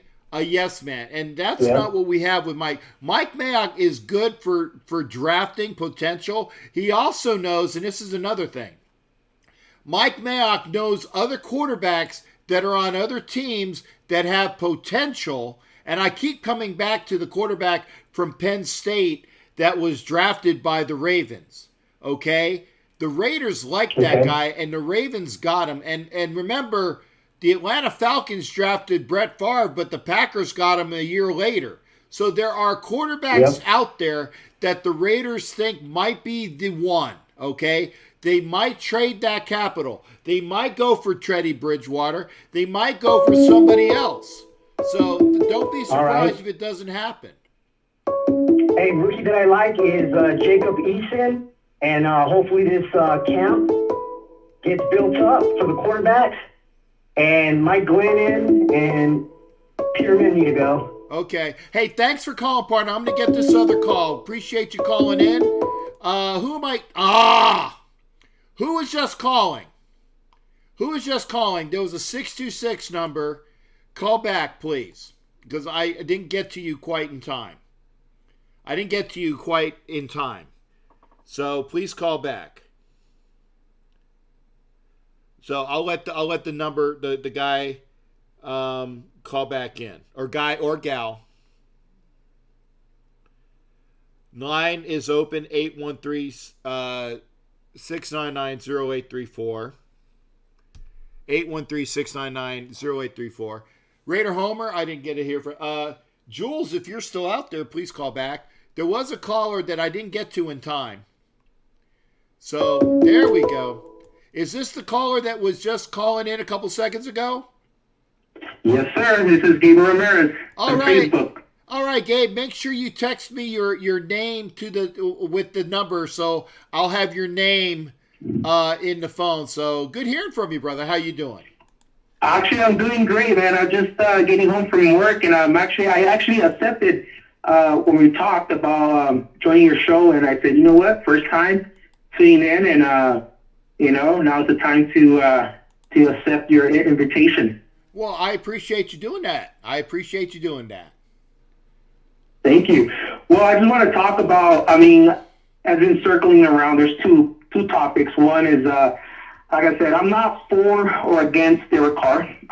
There's a lot of people going Carr lovers and Carr, haters, right? Yeah. And I see one argument about the Carr haters should get rid of them. And I'm like, okay, if we get rid of them, what plan do we have? And I got one that says Tom Brady. And I'm like, Tom Brady is not the answer. And I asked them, be realistic, give me an option if we cut Carr, which quarterback will be suitable and to draft. And I don't seem to get the answer. And that's another where it's like, okay, but I get it. I know we have to pay Carr. He's coming to his, well, it depends if we decide to obtain his contract. But, if you want to draft a quarterback, at least either keep Carr or have a plan, another quarterback that is going to, something in mind. Yeah, I agree. Whoop! Sorry, my phone went down for callers. I think that there's gonna be a lot of changing.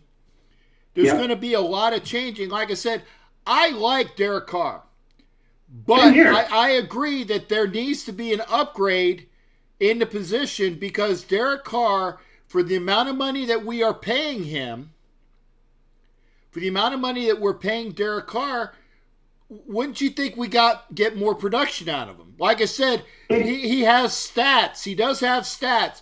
and he does play well when he has some help. Exactly. But if you're not going to have all of the things that are just screaming, I got everything I want. Well, you know what? When you go to work, it's Gabriel, right? That is correct. Okay. When you go to work, do you always have everything that is laid out for you, that everything is perfect, that you can't do your job unless you have everything going your way? That is correct. And I'll add to a sample for me, an example today. It's similar. It's the same thing about Carr in general in the NFL and in the work. I'm pretty sure everyone can hear this. Let's say, if you don't have the tools, tools like the resources, and you just come into work naked, of course your production is gonna sink down, But like I said, like you were saying, if you have some help and you have the ability, then yes, there shouldn't be no excuses, But with Carr, it's a whole different story, With Carr, yes, it was a lot of coaching machines that we changed, right? Well, not a lot, but we went through coaching staff. We got them the tools. We got pretty much, the necessaries, the linemen. How many times have we been asked for the line, right? And it's there. The problem is you have to execute it. That's the problem. Like, look at other teams, that are in the playoffs. Tennessee, perfect example. They may not have the number ones, right? But at least they got at least players that are not weapons. And now look at them. That's what I'm trying to say. If that makes sense. Yeah, and I agree. And Andrea made a good point, and I will give it to her as well. Okay. He's paid commensurate to his level. If he's the number 11 quarterback, and by the way, everybody knows that the Raiders were 9-7 last year, except for the NFL, because the NFL screwed the Raiders out of 2 wins against the Jaguars, which they actually got a piece of paper saying we screwed up. And everybody knows that the Broncos game was a win. So instead of 7-9, it would be 9-7, which would make them, the Raiders would be one of the 8 that were in the playoffs. So exactly, I agree that he is paid commensurate, but the thing is that unfortunately we're not seeing it when we need to see it. Exactly, and this is where we already knew. For all Raider fans that we know from the get-go of the history of the NFL, it's not a surprise.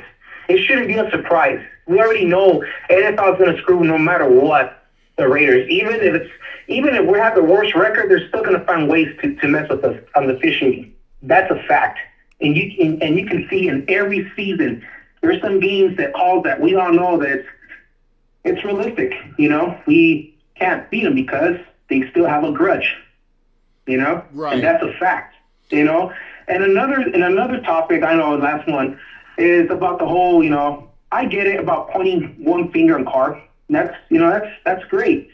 But with John Gruden, he still has that same playbook, the same playbook. Well, I could be wrong, but, the problem with John Gruden is that he has his fall guys, and he needs to... Gabe, okay, no, go ahead and finish your thought. Houston Steve, go ahead and call back because I'm going to let Gabe go in a minute. I agree with you, Gabe. Houston Steve, please call back. I saw who was on the line. Like Houston Steve. Don't worry, I'll just finish it off. What I'm just trying to make a point is that John Green needs to start being realistic, saying that his play callings on both sides is not working, and it's not the 1998 style if he thinks that way, I agree. That's just my opinion. But all right. Well, thanks again, there, Gabe. Gabe. Like I said, Thank you. Text me your name and number, and I'll put it in there. And we got Ed Winchell. Houston Steve, make sure you call in after Ed Winchell. Ed Winchell, I know we're going to hear from you, and I know where you lie on this, so not going to be any surprise to anybody what you're going to say. So go ahead, brother.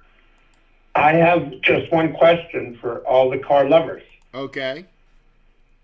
What is it they like about Carr? And what has he shown them for them to come to the conclusion that they like him so much? in 6 years.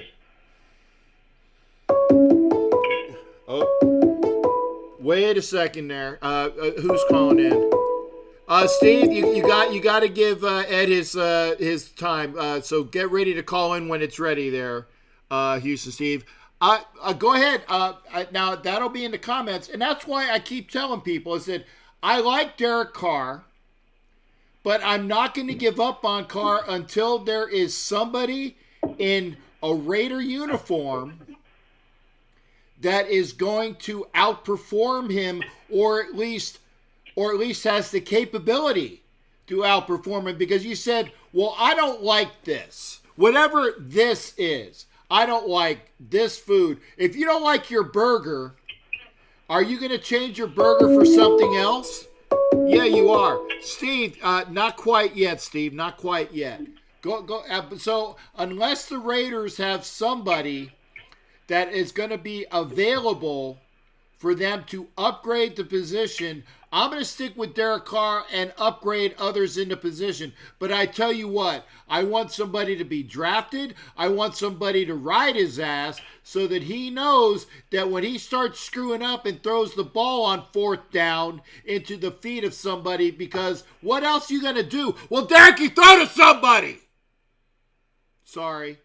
You know that. So again, I agree with you, Ed. I agree with you. There's people that love Derek Carr. I love what he could be, but I want to see results. And like I said, until I know who the Raiders have, I'm going to wait for the results. What? Hey, Steve, give me another minute. Steve, give me one more minute with Ed. Go ahead, Ed. I'll go, Cap. Steve sounds like he really wants to chat with you. Okay. I just wanted to ask that question. I've heard it all night. I hear it for years. What do people like about Derek Carr? And when you ask them straight up, what are they going to say? What can they say is so good about that man that they would love to keep him on the Oakland Raiders football team? Well, technically now the Vegas just Raiders. One thing.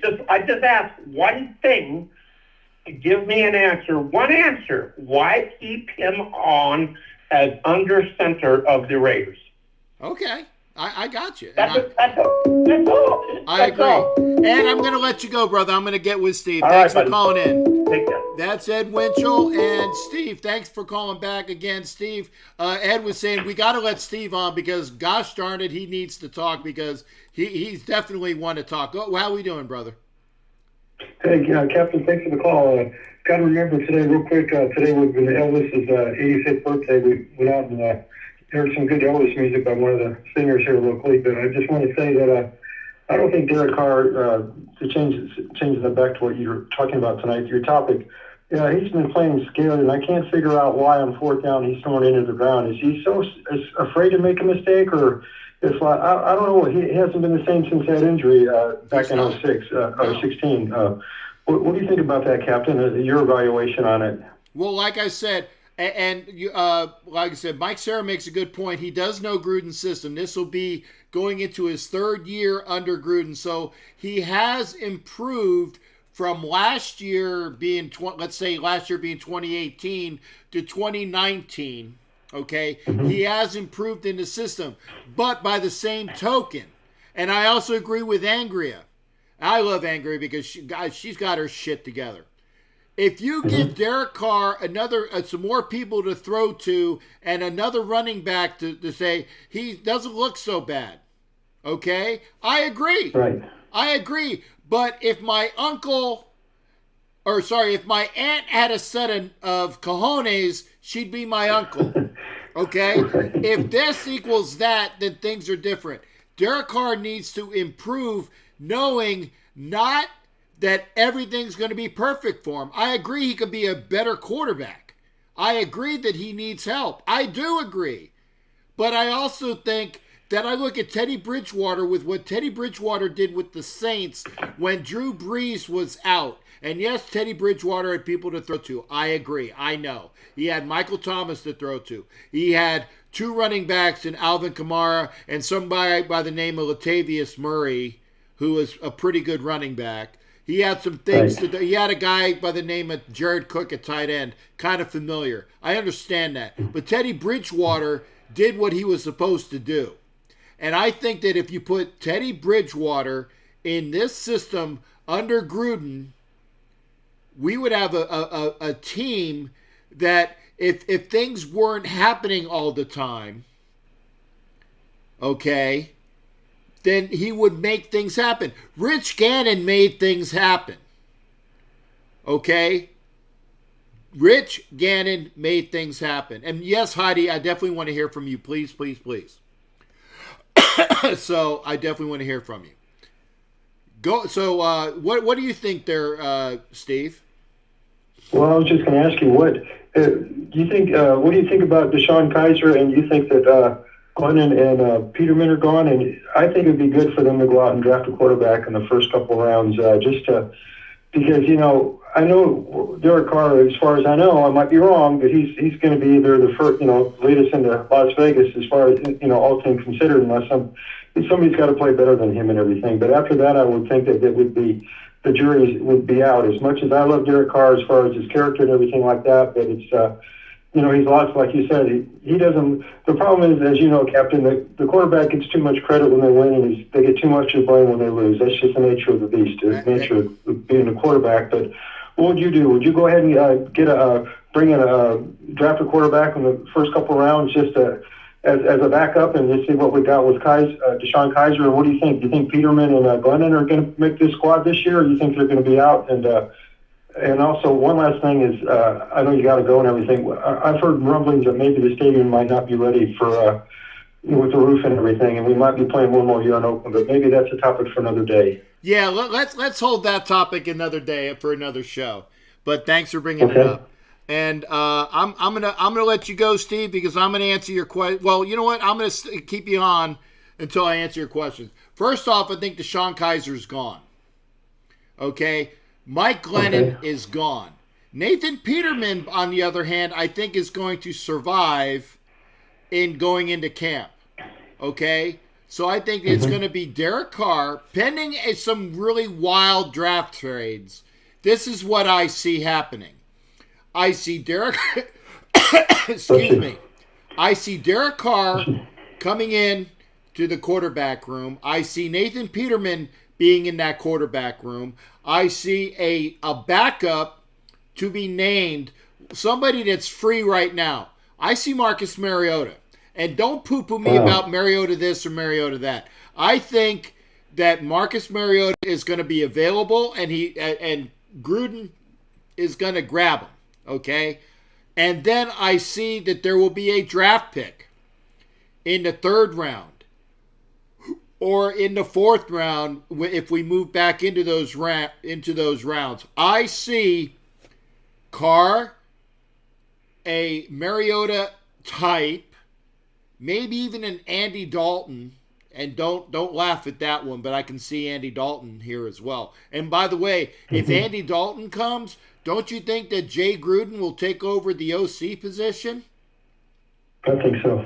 Because he knows Andy Dalton, because when the Bengals had a modicum of goodness, I know that's not really the greatest word, but when the Bengals had a decent offense, Jay Gruden was their offensive coordinator with Andy Dalton as a quarterback. So couldn't you see that maybe Jay Gruden comes in with Andy Dalton or with Marcus Mariota, with somebody there, and with Derek Carr, and with a draft pick, and with Nate Peterman. And oh, by the way, there's going to be somebody that doesn't get drafted, kind of like Doc was talking about, the quarterback from Virginia, okay? So there's gonna be at least 5 guys in the quarterback room, and it's gonna be eventful, and John Gruden is gonna say, "Here's the ball. Who wants to be the quarterback?" You know, it's kind of like the scene in the one Batman movie where the Joker, and I love this scene. He says, "Hey, there's been an opening in my organization, but we're going to have tryouts. And whoever and it's only one opening, and there's 3 guys, and he breaks the pool cue. He said, we're offering tryouts, but there's only going to be one guy left. So basically, whoever survives is going to be that guy. I love that scene, by the way. So that's what I see, Steve. That's like that back in 16. Carr had that great year when he had when they went out and drafted Connor Cook. So, like you said, competition to the the survival and everything. But I think that would be great if we got Andy Dalton and Mariota and everything. Just because I know Carr really hasn't been challenged except when Connor Cook came in when they drafted him in 2016. Everybody thought, oh, what does that mean? But good health to you, Captain. Always enjoy the show, and go Raiders. We're going to be back this year. I can't wait. All right. Keep pride. Hey, thanks again, Steve. Appreciate you calling in, brother. Take care, brother. God bless. Bye. God bless. That's Raider Steve. I got some more call. Heidi, and I still hopefully, gosh, I hope that Jules has that. And I was gonna say, Jules, if you're there, please call. You got to know where it's able. Peace out, Jack. Okay, Jules. I appreciate you at least showing up tonight. Like I said, you got to be quick on the calls. And Bear, got to be quick on the calls. Line is open, 813-699-0834, 813-699-0834. Line is open. And I love to hear from everybody. Let me see, make sure I'm not missing any messages.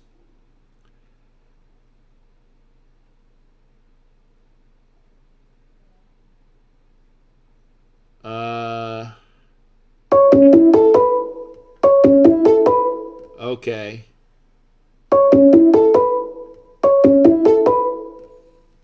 Okay. I was glad to get this one. Andrea, I gotta go with Dusty. Dusty, how you doing there, brother? Hey, what's going on, Cap? Oh, not much, man. Go. You got the floor, so good hearing from you. And how are things over there in Utah, right? And not bad. It was snowing all day today, which sucks, but it is what it is. Oh, yeah. So tell me, Dusty, what's your views here, brother? Well, I'm not against Carr, but I'm also tired of him because he leads our team in touchbacks, which drives me nuts. And what's good is it going to do if we draft a wide receiver if they run a 10-yard route and he refuses to throw it more than 7 yards? Right. So I think I'm kind of with you on who's going to be in the quarterback room, and I think we're going to get I wouldn't mind seeing Tyler Huntley in the 4th or 5th round drafted because I think he would do really well in Gruden's system. Oh, that's now which guy you talking about? Brett Hundley? Tyler Huntley. Okay, Tyler Huntley from Utah. Oh, okay, yeah, the guy that I saw in the in the bowl game. I think that he would be a great. Now I know that they got Love out of Utah. Well, one of them's from Utah, the other one's from Utah State, right? Yeah, Love is from Utah State. Yeah. Okay. Now, Love I see projected as a first rounder, but I like Tyler Huntley. I think he needs to get a little bit stronger, but I think that he would work in Gruden's system because I think that it would work. He improved his deep passing this year by miles. I mean, yeah, he looked terrible in the bowl game and he looked terrible in the championship game. But if you give him more than 1 second to throw it, he was the most accurate in the Pac-12 this year. So he can make all those. He can make the short and intermediate routes. And when he needs to, he'll take off and run with it. So he has the athleticism that I think in Gruden's system he would actually do quite well because, let's be honest, Carr has been afraid of his own shadows since he broke his leg. Right. I mean, it's just, I hate to say it, but it's a fact. I mean, yeah, he gets even the semblance of pressure, and that ball's going into the dirt. Yeah, now, and that's why I said, depending upon how high Love goes, I think I've seen a bunch of mock drafts where Love actually was a top 10 pick, and I'm like, wow. So if he doesn't go in the top 10, and remember that there are teams that are going to be drafting quarterbacks. They're going to be the Chargers are going to draft a quarterback. The Dolphins are going to draft a quarterback. Obviously, the Bengals are going to go and get Joe Burrow. Even somebody who was saying that the Redskins might draft Tua. I can't remember who it was, but I still think that they're going to go with somebody else. But I think the Redskins are taking Chase Young. Right, and that's what I said. Chase Young. But there are at least four teams that are going to be drafting quarterbacks. So if you got Burrow and say you got Tua, I don't know if Tua is going to be that, but Love's going to be one of those quarterbacks. Herbert is going to be one of those quarterbacks, okay? But somebody is going to drop. Somebody's going to draft Herbert, and they're going to be really disappointed because all he is Mariota light. Yeah, I agree. I actually think that Love is going to be a better prospect. And I think Tua ends up at the Dolphins, sitting behind Fitzpatrick for the year. Yeah, and you know what? It's also good for him to heal for a year. Yeah.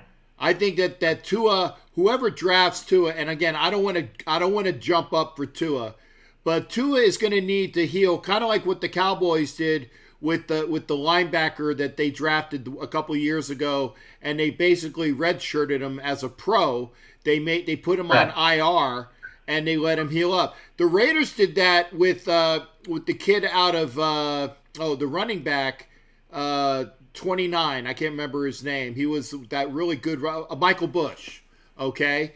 They redshirted Michael Bush. They drafted him in the top of the 4th round, and they redshirted him. They put him on IR because they knew he was going to be a decent quarterback, okay? Decent running back. So I think somebody is going to redshirt Tua.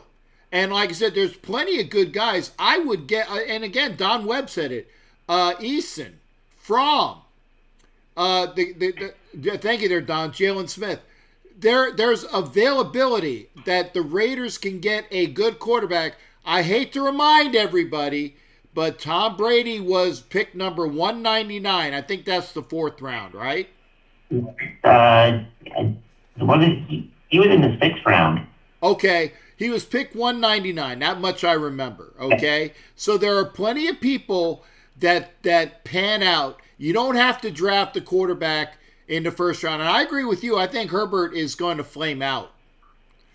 And, as much as people don't want to believe it, I think Gruden sees Peterman as his, reclamation project that may just turn out, even though, he started out his career terrible, but if you remember the preseason, he looked pretty good in the preseason. I'm not going to lie. And I had my doubts about him. I got you, and I agree. And that's why I said Gruden likes Nate Peterman. The only reason why DeShone Kizer is on this team is because DeShone Kizer is a Mayock pickup, because Mayock said that DeShone Kizer coming out was the best quarterback available, and he picked him up on a I don't say on a whim, but I think that's going to happen. I don't think we pick up Kizer if Peterman doesn't go to IR though. Well, here's the thing though. I really don't know what was the injury that Nathan Peterman had, because I think he had a hangnail. It was his elbow, supposedly. Again, supposedly. Okay. I mean, we can't take anything they say at face value, so that's why I say supposedly. But right. Marquette King was put on IR one year, the last year that Shane Lecker was the punter, because for his toe, wasn't it? Yeah, they put him on because he had a hangnail. I'm going to call it like it is. It was his toe. Okay, they didn't want to give him up. Thank you, Angry. It said the elbow. Okay.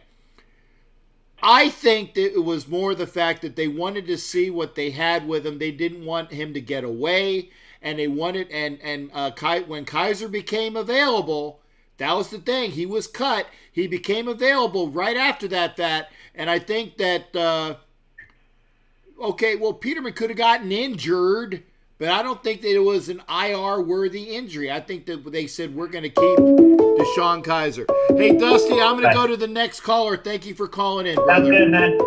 All right. And Raider Homer, how you doing, brother? Good to hear from you as well. Homer. Hey, what's up, Cap? Okay, I thought I lost you. I'm like, damn, I just put you on, man. What's up? Well, I mean, everybody's talking about Carr, right? Yes. The people, the naysayers are right. He throws the ball into the ground. He doesn't want to run. He's playing scared. But the believers, they're right, too. The guy has had the most fourth-quarter comebacks since 2014, since he came into the league. He can put the team on his back and carry you to a win. But, yes, he has to put a team on his back. You have to build a team around Carr. That's just the way, that's who he is. You know, and so you cannot go into Vegas without a quarterback that knows how to run Gruden's offense. So you have to go in with Carr and build a team around Carr and then drive a QB to plug in with a ready-made team. But the trick is, right, to get a QB, to build that team around a QB that you have in mind. You can't build around Carr, a pocket passer, and then draft a running quarterback, right? Everybody wants a running quarterback right now. Because right now, Patrick Mahomes is running to the sideline and throwing the ball in the middle of the field, and everybody's catching it. Right? That's all good and well, right? But, I mean, how long is that going to last, right? Because they lost last year in the playoffs when things tightened up. And Angrio was talking about percentages of defenses winning Super Bowls and things like that, but they still win in the playoffs. You know, you have to have that defense. So you just build that team around Carr. You draft a quarterback to bring in after Carr that is like Carr but has all the extras that you want. You know, because you've got to go into Vegas with a quarterback that can produce, right? Carr, not necessarily winning a bunch of games, but he can put the team on his back in the fourth quarter and bring you back to win a game. So you got to just build that team around him.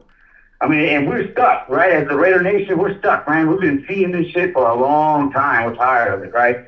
But we're stuck. We have to do this now. We can't go back to the Al Davis ways where it's like, oh, well, John Gruden didn't turn the team around with this, then he cut Mac, you know. You know, we can't do that. You know, just got to be patient and ride it out. Because Gruden does know how to win. Who did we cut? cut? 50 who. 50 who. There you go. Yeah, 50 who. Sorry, I had to quantify that. Go ahead, brother. Hey, but let's let go of that, right? Because Mad Max is the real deal, right? That kid he still needs to hit the gym. You know, but he has all the intangibles, man. All he needs to do, if you watch him, right, he just needs to be able to get that arm out there that Khalil Mack had, that bull rush. That's what Mad Max needs. He has everything else outside of that. Me, you know. And Cleve Farrell is going to get a lot better next year too. He's a run stopper. He's just fine. Right. He's already stated that he will come back next year as a different, improved gentleman. And I tell you what, that will be a great find. I said I love Cleve, and I tell you now personally, I love Cleve because when he saw me in New York. He said, "Oh, here we go." He said, "Hey, I need to take a picture of you," and it's like, "Hurry up!" And he took a picture with me. That to me, that Cleve's gonna be my favorite because of that.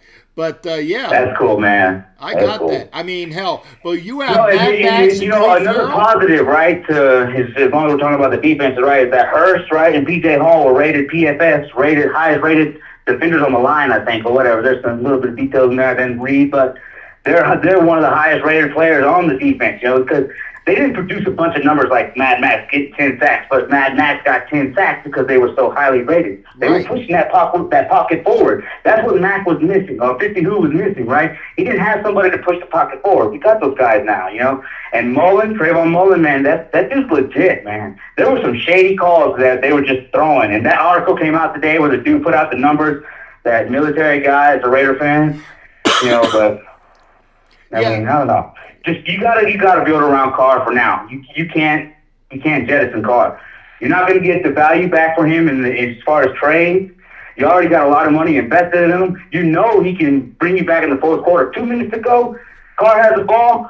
We're down by 3. Man, you're feeling good that we can get in field goal range if Carlson can hit it because he got shaky at the end of the year, right? Or whatever. Right. Well, if you're talking about the Derek Carr of 2016. I'm talking about Derek Carr. Nah. He's been making fourth quarter comebacks after 2016. Get that right. Here's the thing. He is the reason we've been able to get to 7 and 9 and 4 and 12. We imagine if we didn't have Derek Carr. Okay, well let me ask you, Homer. And again, you know I'm not a Carr hater. Everybody, I want to make sure everybody knows I'm not. I don't want to put that label on nobody. Okay. And like I said, everybody's right. We can all see it. The eye test. We're all seeing the eye test. We know he can put up the numbers, but we know he can bring us back in the fourth quarter. But can he be consistent? On that fourth down when we need him to get that, or the 3rd and 3, and we just run. Okay. If he would just start to run, right? Homer. But then again, that's a slippery slope, man, because once he's a pocket passer. You can't take him out of his game, so you have to build that team around him. I got that's you. what I'm saying. No, let me ask you a question, okay? How many teams did the Raiders beat with a winning record this year? Oh, man. Come on, man. Nah, I'm not a number cruncher. I don't know. What is it? 0. 0. And we still got 7 wins. Right. But what I'm saying is that the Raiders... So we lost Jonathan Abrams. Tyrell Williams got that plantar fasciitis, man. He was soft after that, right? And then all they had to do after that was double team Waller, right? Took him out of it. Renfro broke his rib, punctured his lung. Still came back 2 weeks later. Dude, I'm telling you, that dude's the future. That dude's the next Fred Biletnikoff right now here on the show. I wouldn't say Fred Biletnikoff, but he is the next Wes Welker / Julian Edelman / Danny Amendola. Okay, wait, but he's the hard neck. He's I'm thinking about Raiders, Raider players. In my mind, he's the next best, that kind of receiver, that clutch guy. The guy was making catches and landing on his face, and, Right, well, he's a... It's like he had Sickum, Well, I tell you what, he has the hands. He's the next Fred Biletnikoff. And not just that, the moves. You saw him shaking people out of their fucking shoes, man. Excuse me, the kids are asleep now, though, right? They should be, but yeah, I got you.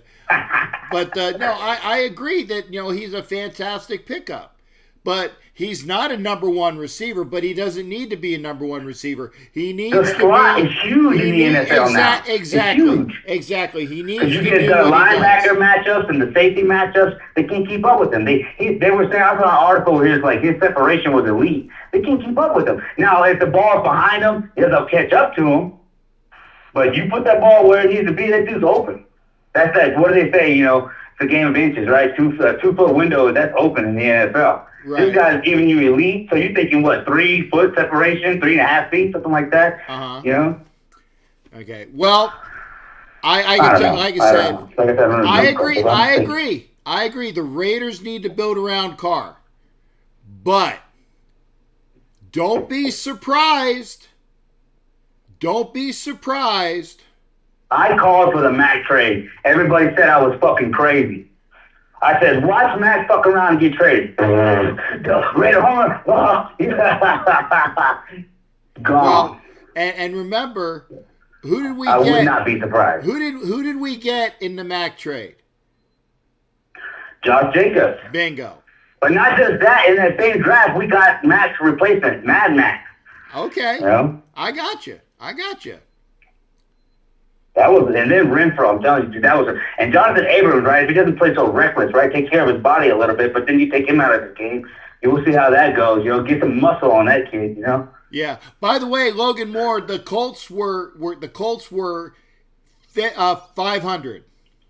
So what I'm saying is, look, what I'm saying is that the Raiders beat nobody with a winning record when they played them. The Colts did not have a winning record, Logan. That's what I'm saying. But we're not. Oh, so wait.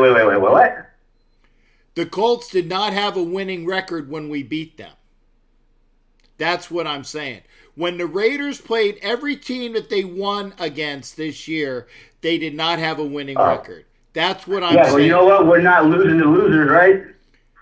Well, can we start baby steps? Can we do some baby? Look, dude, I remember all that Brady shit, the fucking Saragusa landing on Rich Gannon, dude, those, that Saragusa tackle, man, right? And they call Mad Max for roughing the passer. Look, that's what I'm more upset about. I got you, Homer. But it's going to continue to happen. It's going to continue to happen. Okay? And until things change, you know, the penalty that PJ Hurst got against Chicago, which was bullshit.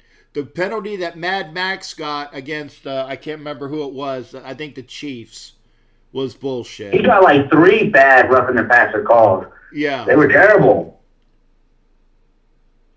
Anyways, though, dude, you just build a team around Carr, right? Because you have to. You cannot go into Vegas, this new city where they just built you this billion-dollar stadium with a quarterback that cannot run John Gruden's offense. So all that arguing and shit really writes us off or not.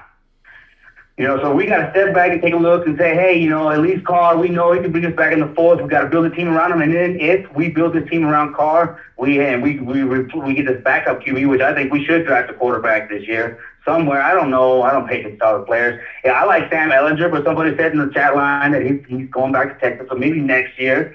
That kid's tough. That's that pocket passer that can still run for you. You know what I mean? But he's a smart quarterback.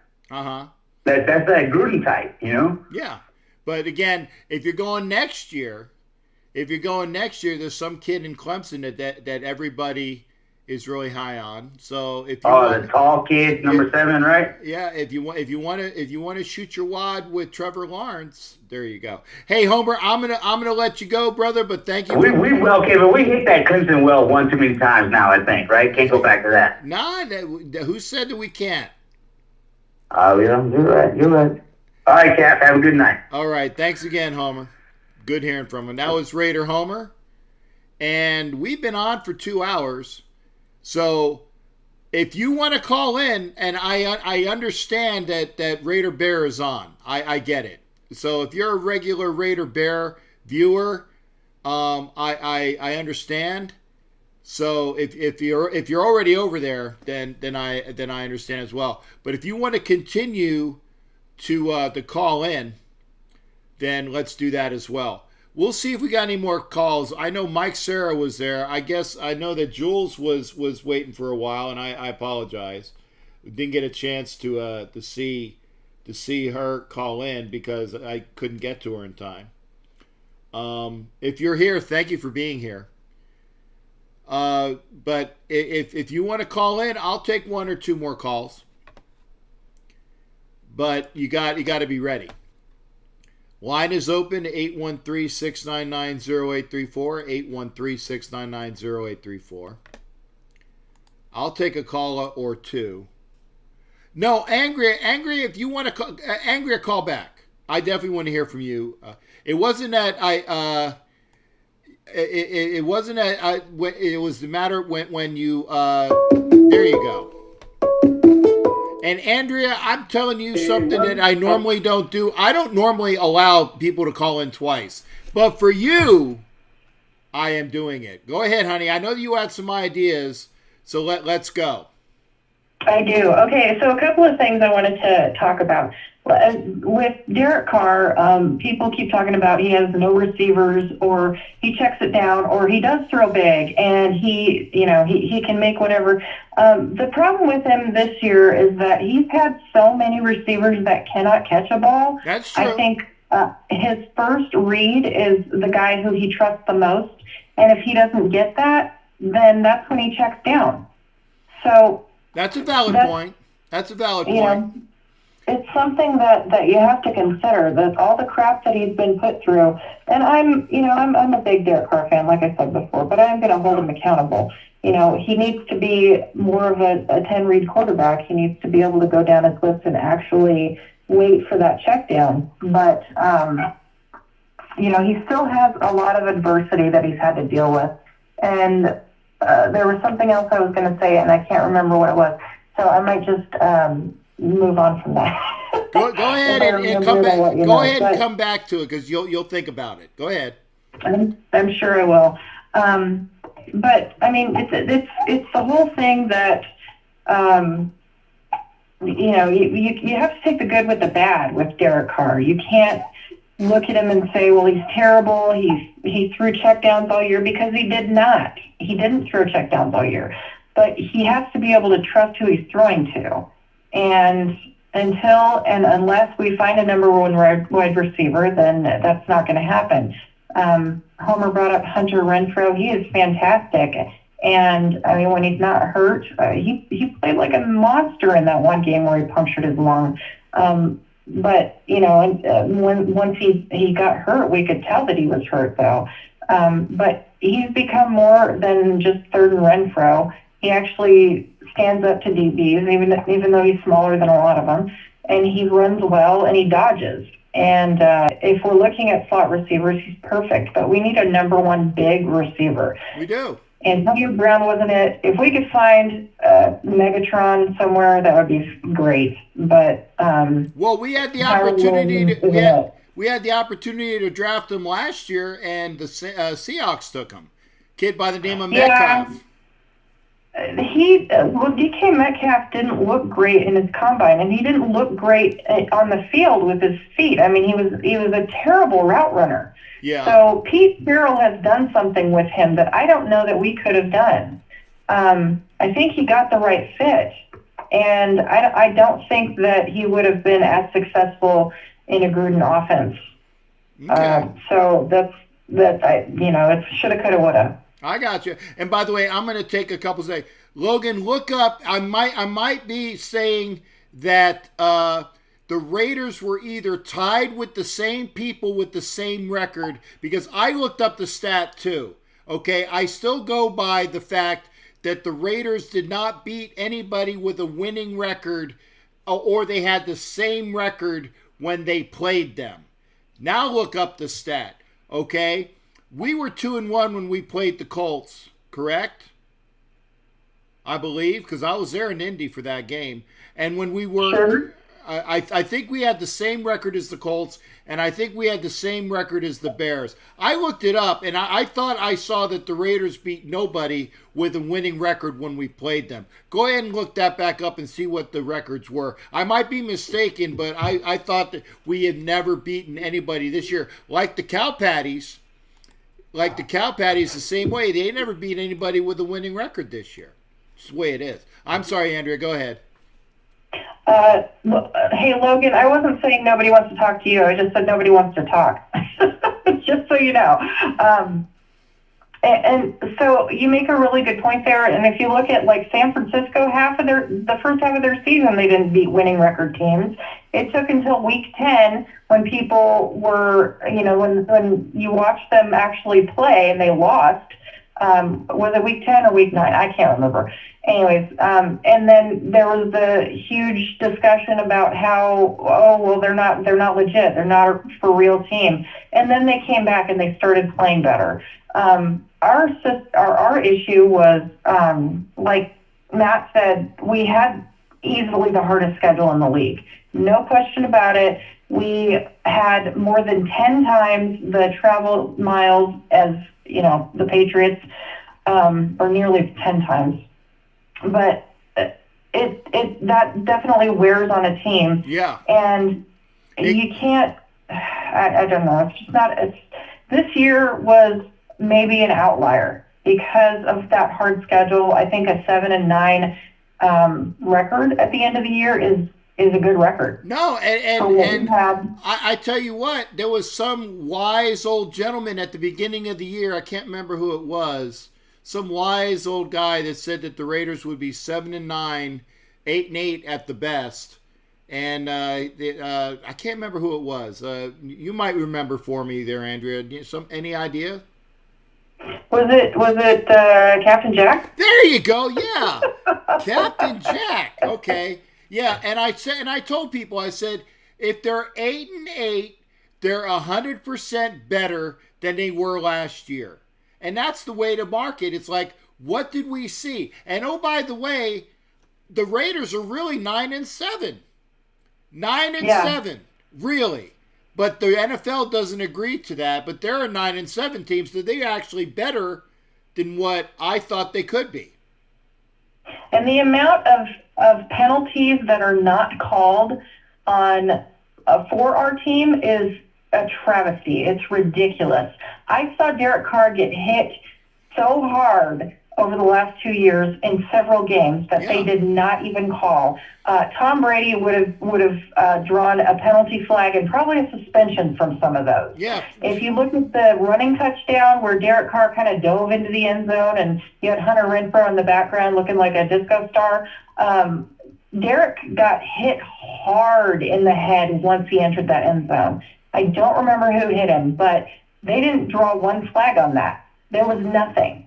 And he still got up and walked away from it. He shook it all off. He didn't even look fazed. But that was a hard hit right in the helmet. That would have been a targeting, personal foul, and possibly an ejection. If it was Ben Roethlisberger, Tom Brady, Drew Brees, Aaron Rodgers. If it was any of those guys, Russell Wilson, I don't know. That would have been a huge flag, and you'd be looking at, Vontaze Burfict going off the field again. Yeah. And oh, by the way, looking at the hit that Carson Wentz took from Jadeveon Clowney, okay? Mm-hmm. It was worse than the hit that Burfict gave to Jack Doyle, thank you. But Jack Doyle, and he even got up and said it wasn't even a big hit, okay? Yeah.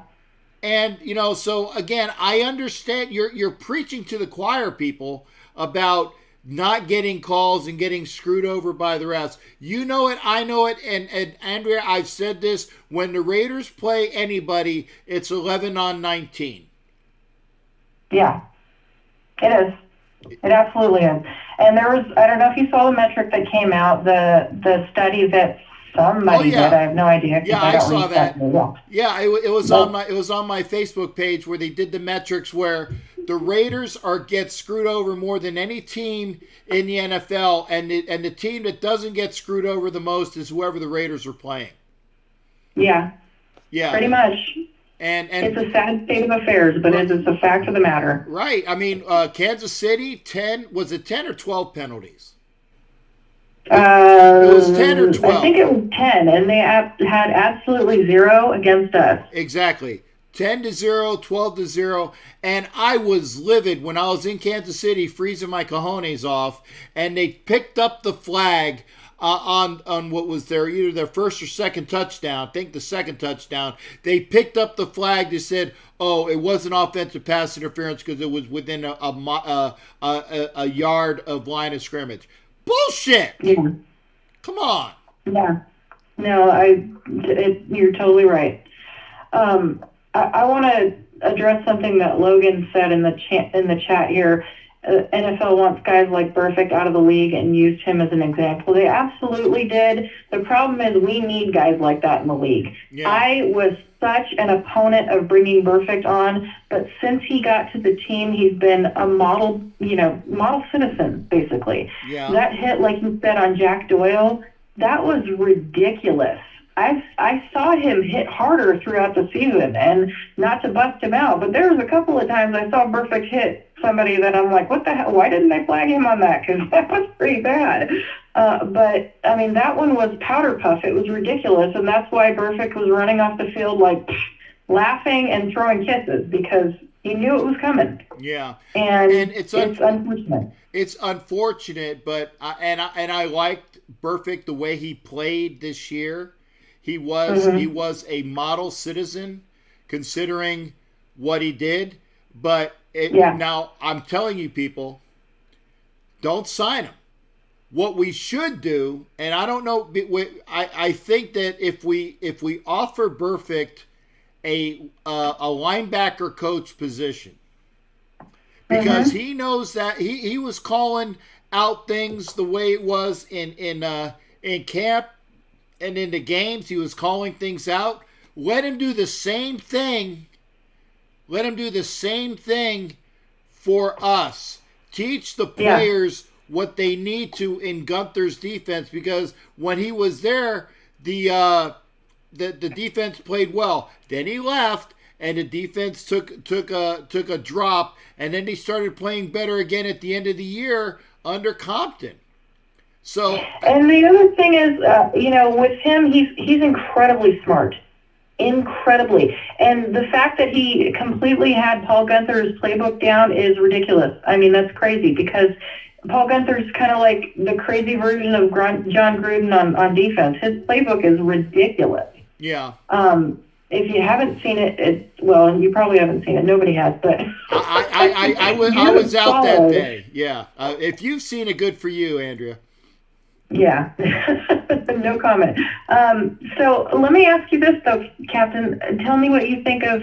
I mean, everybody's mad at Guenther right now. I think he's earned that. He's brought that on himself because he doesn't apparently think linebackers are important. But what would you think about Coach Buckner stepping up and taking that DC position? That's what I've said for a long time. I said that if Guenther hasn't shown anything, and if there is a need for a change in the DC position, I said don't let Brenson Buckner out the door.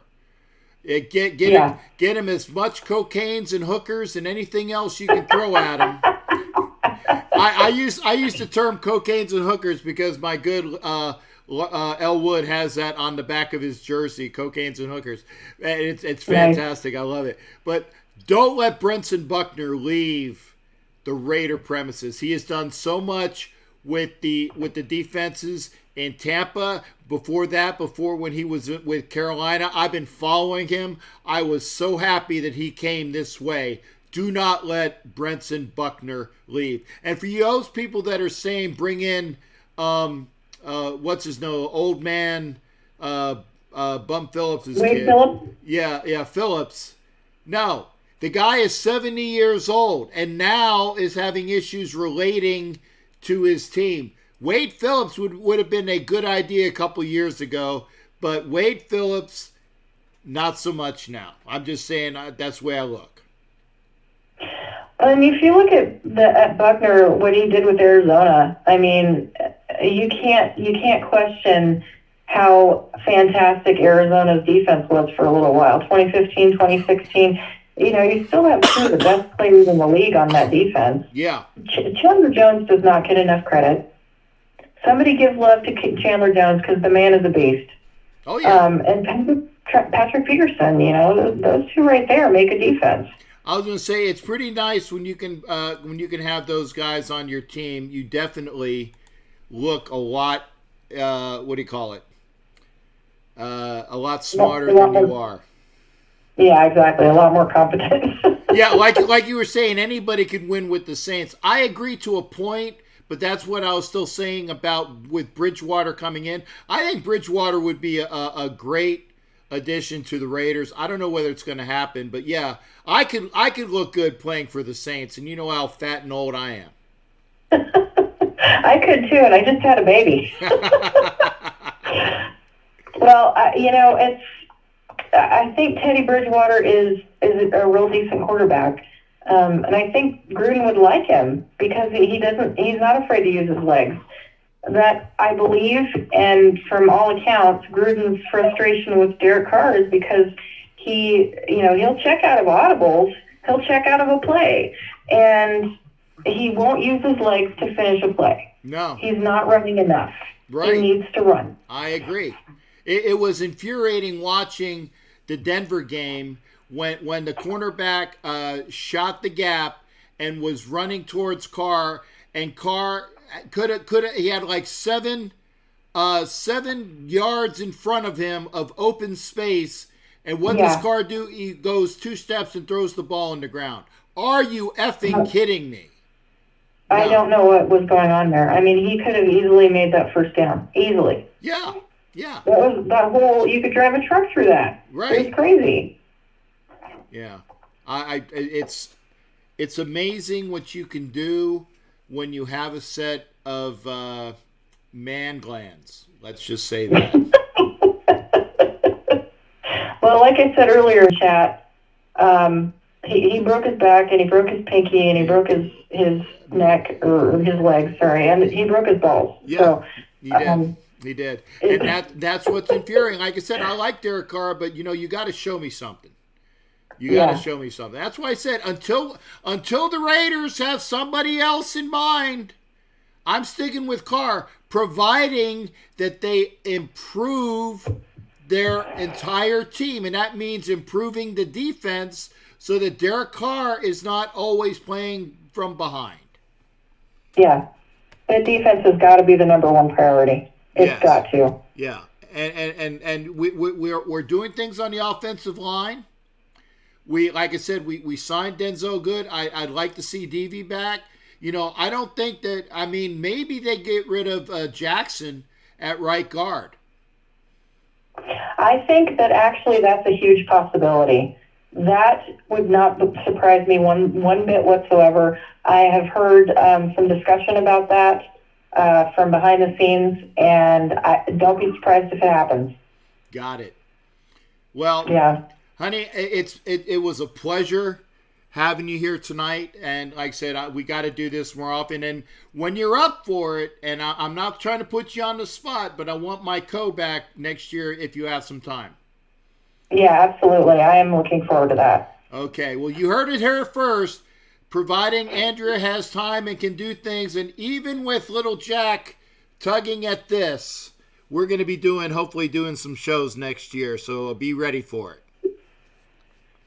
All right. Talk to you soon, Jack. All right. Thanks again, honey. Thanks for calling in. Good night. Good night. And that is Andrea Trask. And with that, I'm going to transition to going night-night, because we were on for about 2.5 hours. And I'm gonna head on over and check out Raider Bears show as well. But I appreciate everybody being here. We'll have a show. I think we might have a show tomorrow. I'll see if I'm up for it. But we'll have something next week where we will be talking about the conference finals. We'll definitely do something next week. Thank you for being here. If you're already, I'm pretty sure you're already a subscriber, but please try to get the word out. I want to get some more subscriptions up. And it's great hearing from everybody. I will say that when my room gets done, I'm going to have a lot of stuff that I'm going to raffle off and things like that. So I'm gonna have to push the kitty. If what I'm gonna do is I'm going to say, if you subscribe, I'm gonna I want to kick it up to get 1,000 subscribers, and I'm gonna have what do you call it, the Razzes, where I'm gonna pick like a number. I don't know how I'm gonna do this, but we're gonna have prizes that we give out. So if you're a subscriber, we'll have good Raider things to give out. So I can't wait to do it. I got enough. Trust me, I got enough stuff, man. Oh my God, I got way too much stuff. So I got to put it to good use, because I can't put it up all on my walls. And I can't wait to show you the room. It'll be done. So thanks again. If you liked what you see, and I should have said this before, if you like what you see, hopefully you'll be giving me a thumbs up. And get the word out, get the subscriptions out. Hey, thank you there, Logan. I appreciate that. Put the word out, man. I want a lot more people in here, because when we have a good discussion, it's an enjoyable show. And I'm not just saying it's because of me. It's not just because of me. It's because of the interaction that we have with everybody. Bring it to the draft. I'll see everybody over with the Raider Bear. Go on over there. See you next week. I know that I'm going to have Peggy Holmes on. Peggy Holmes is going to be my first guest. And she's going to talk about stuff that we didn't get a chance to talk about, because unfortunately she was a little under the weather. So we're going to have Peggy Holmes on next week, and she's going to give her thoughts on the quarterback situation. And then we're going to do a regular show. So we'll see you next week. Everybody take care, and thanks for joining us. Like I said, if you haven't given a thumbs up already, please give me a thumbs up. And we'll see you on the next show. Thanks again, everybody. It's been wonderful.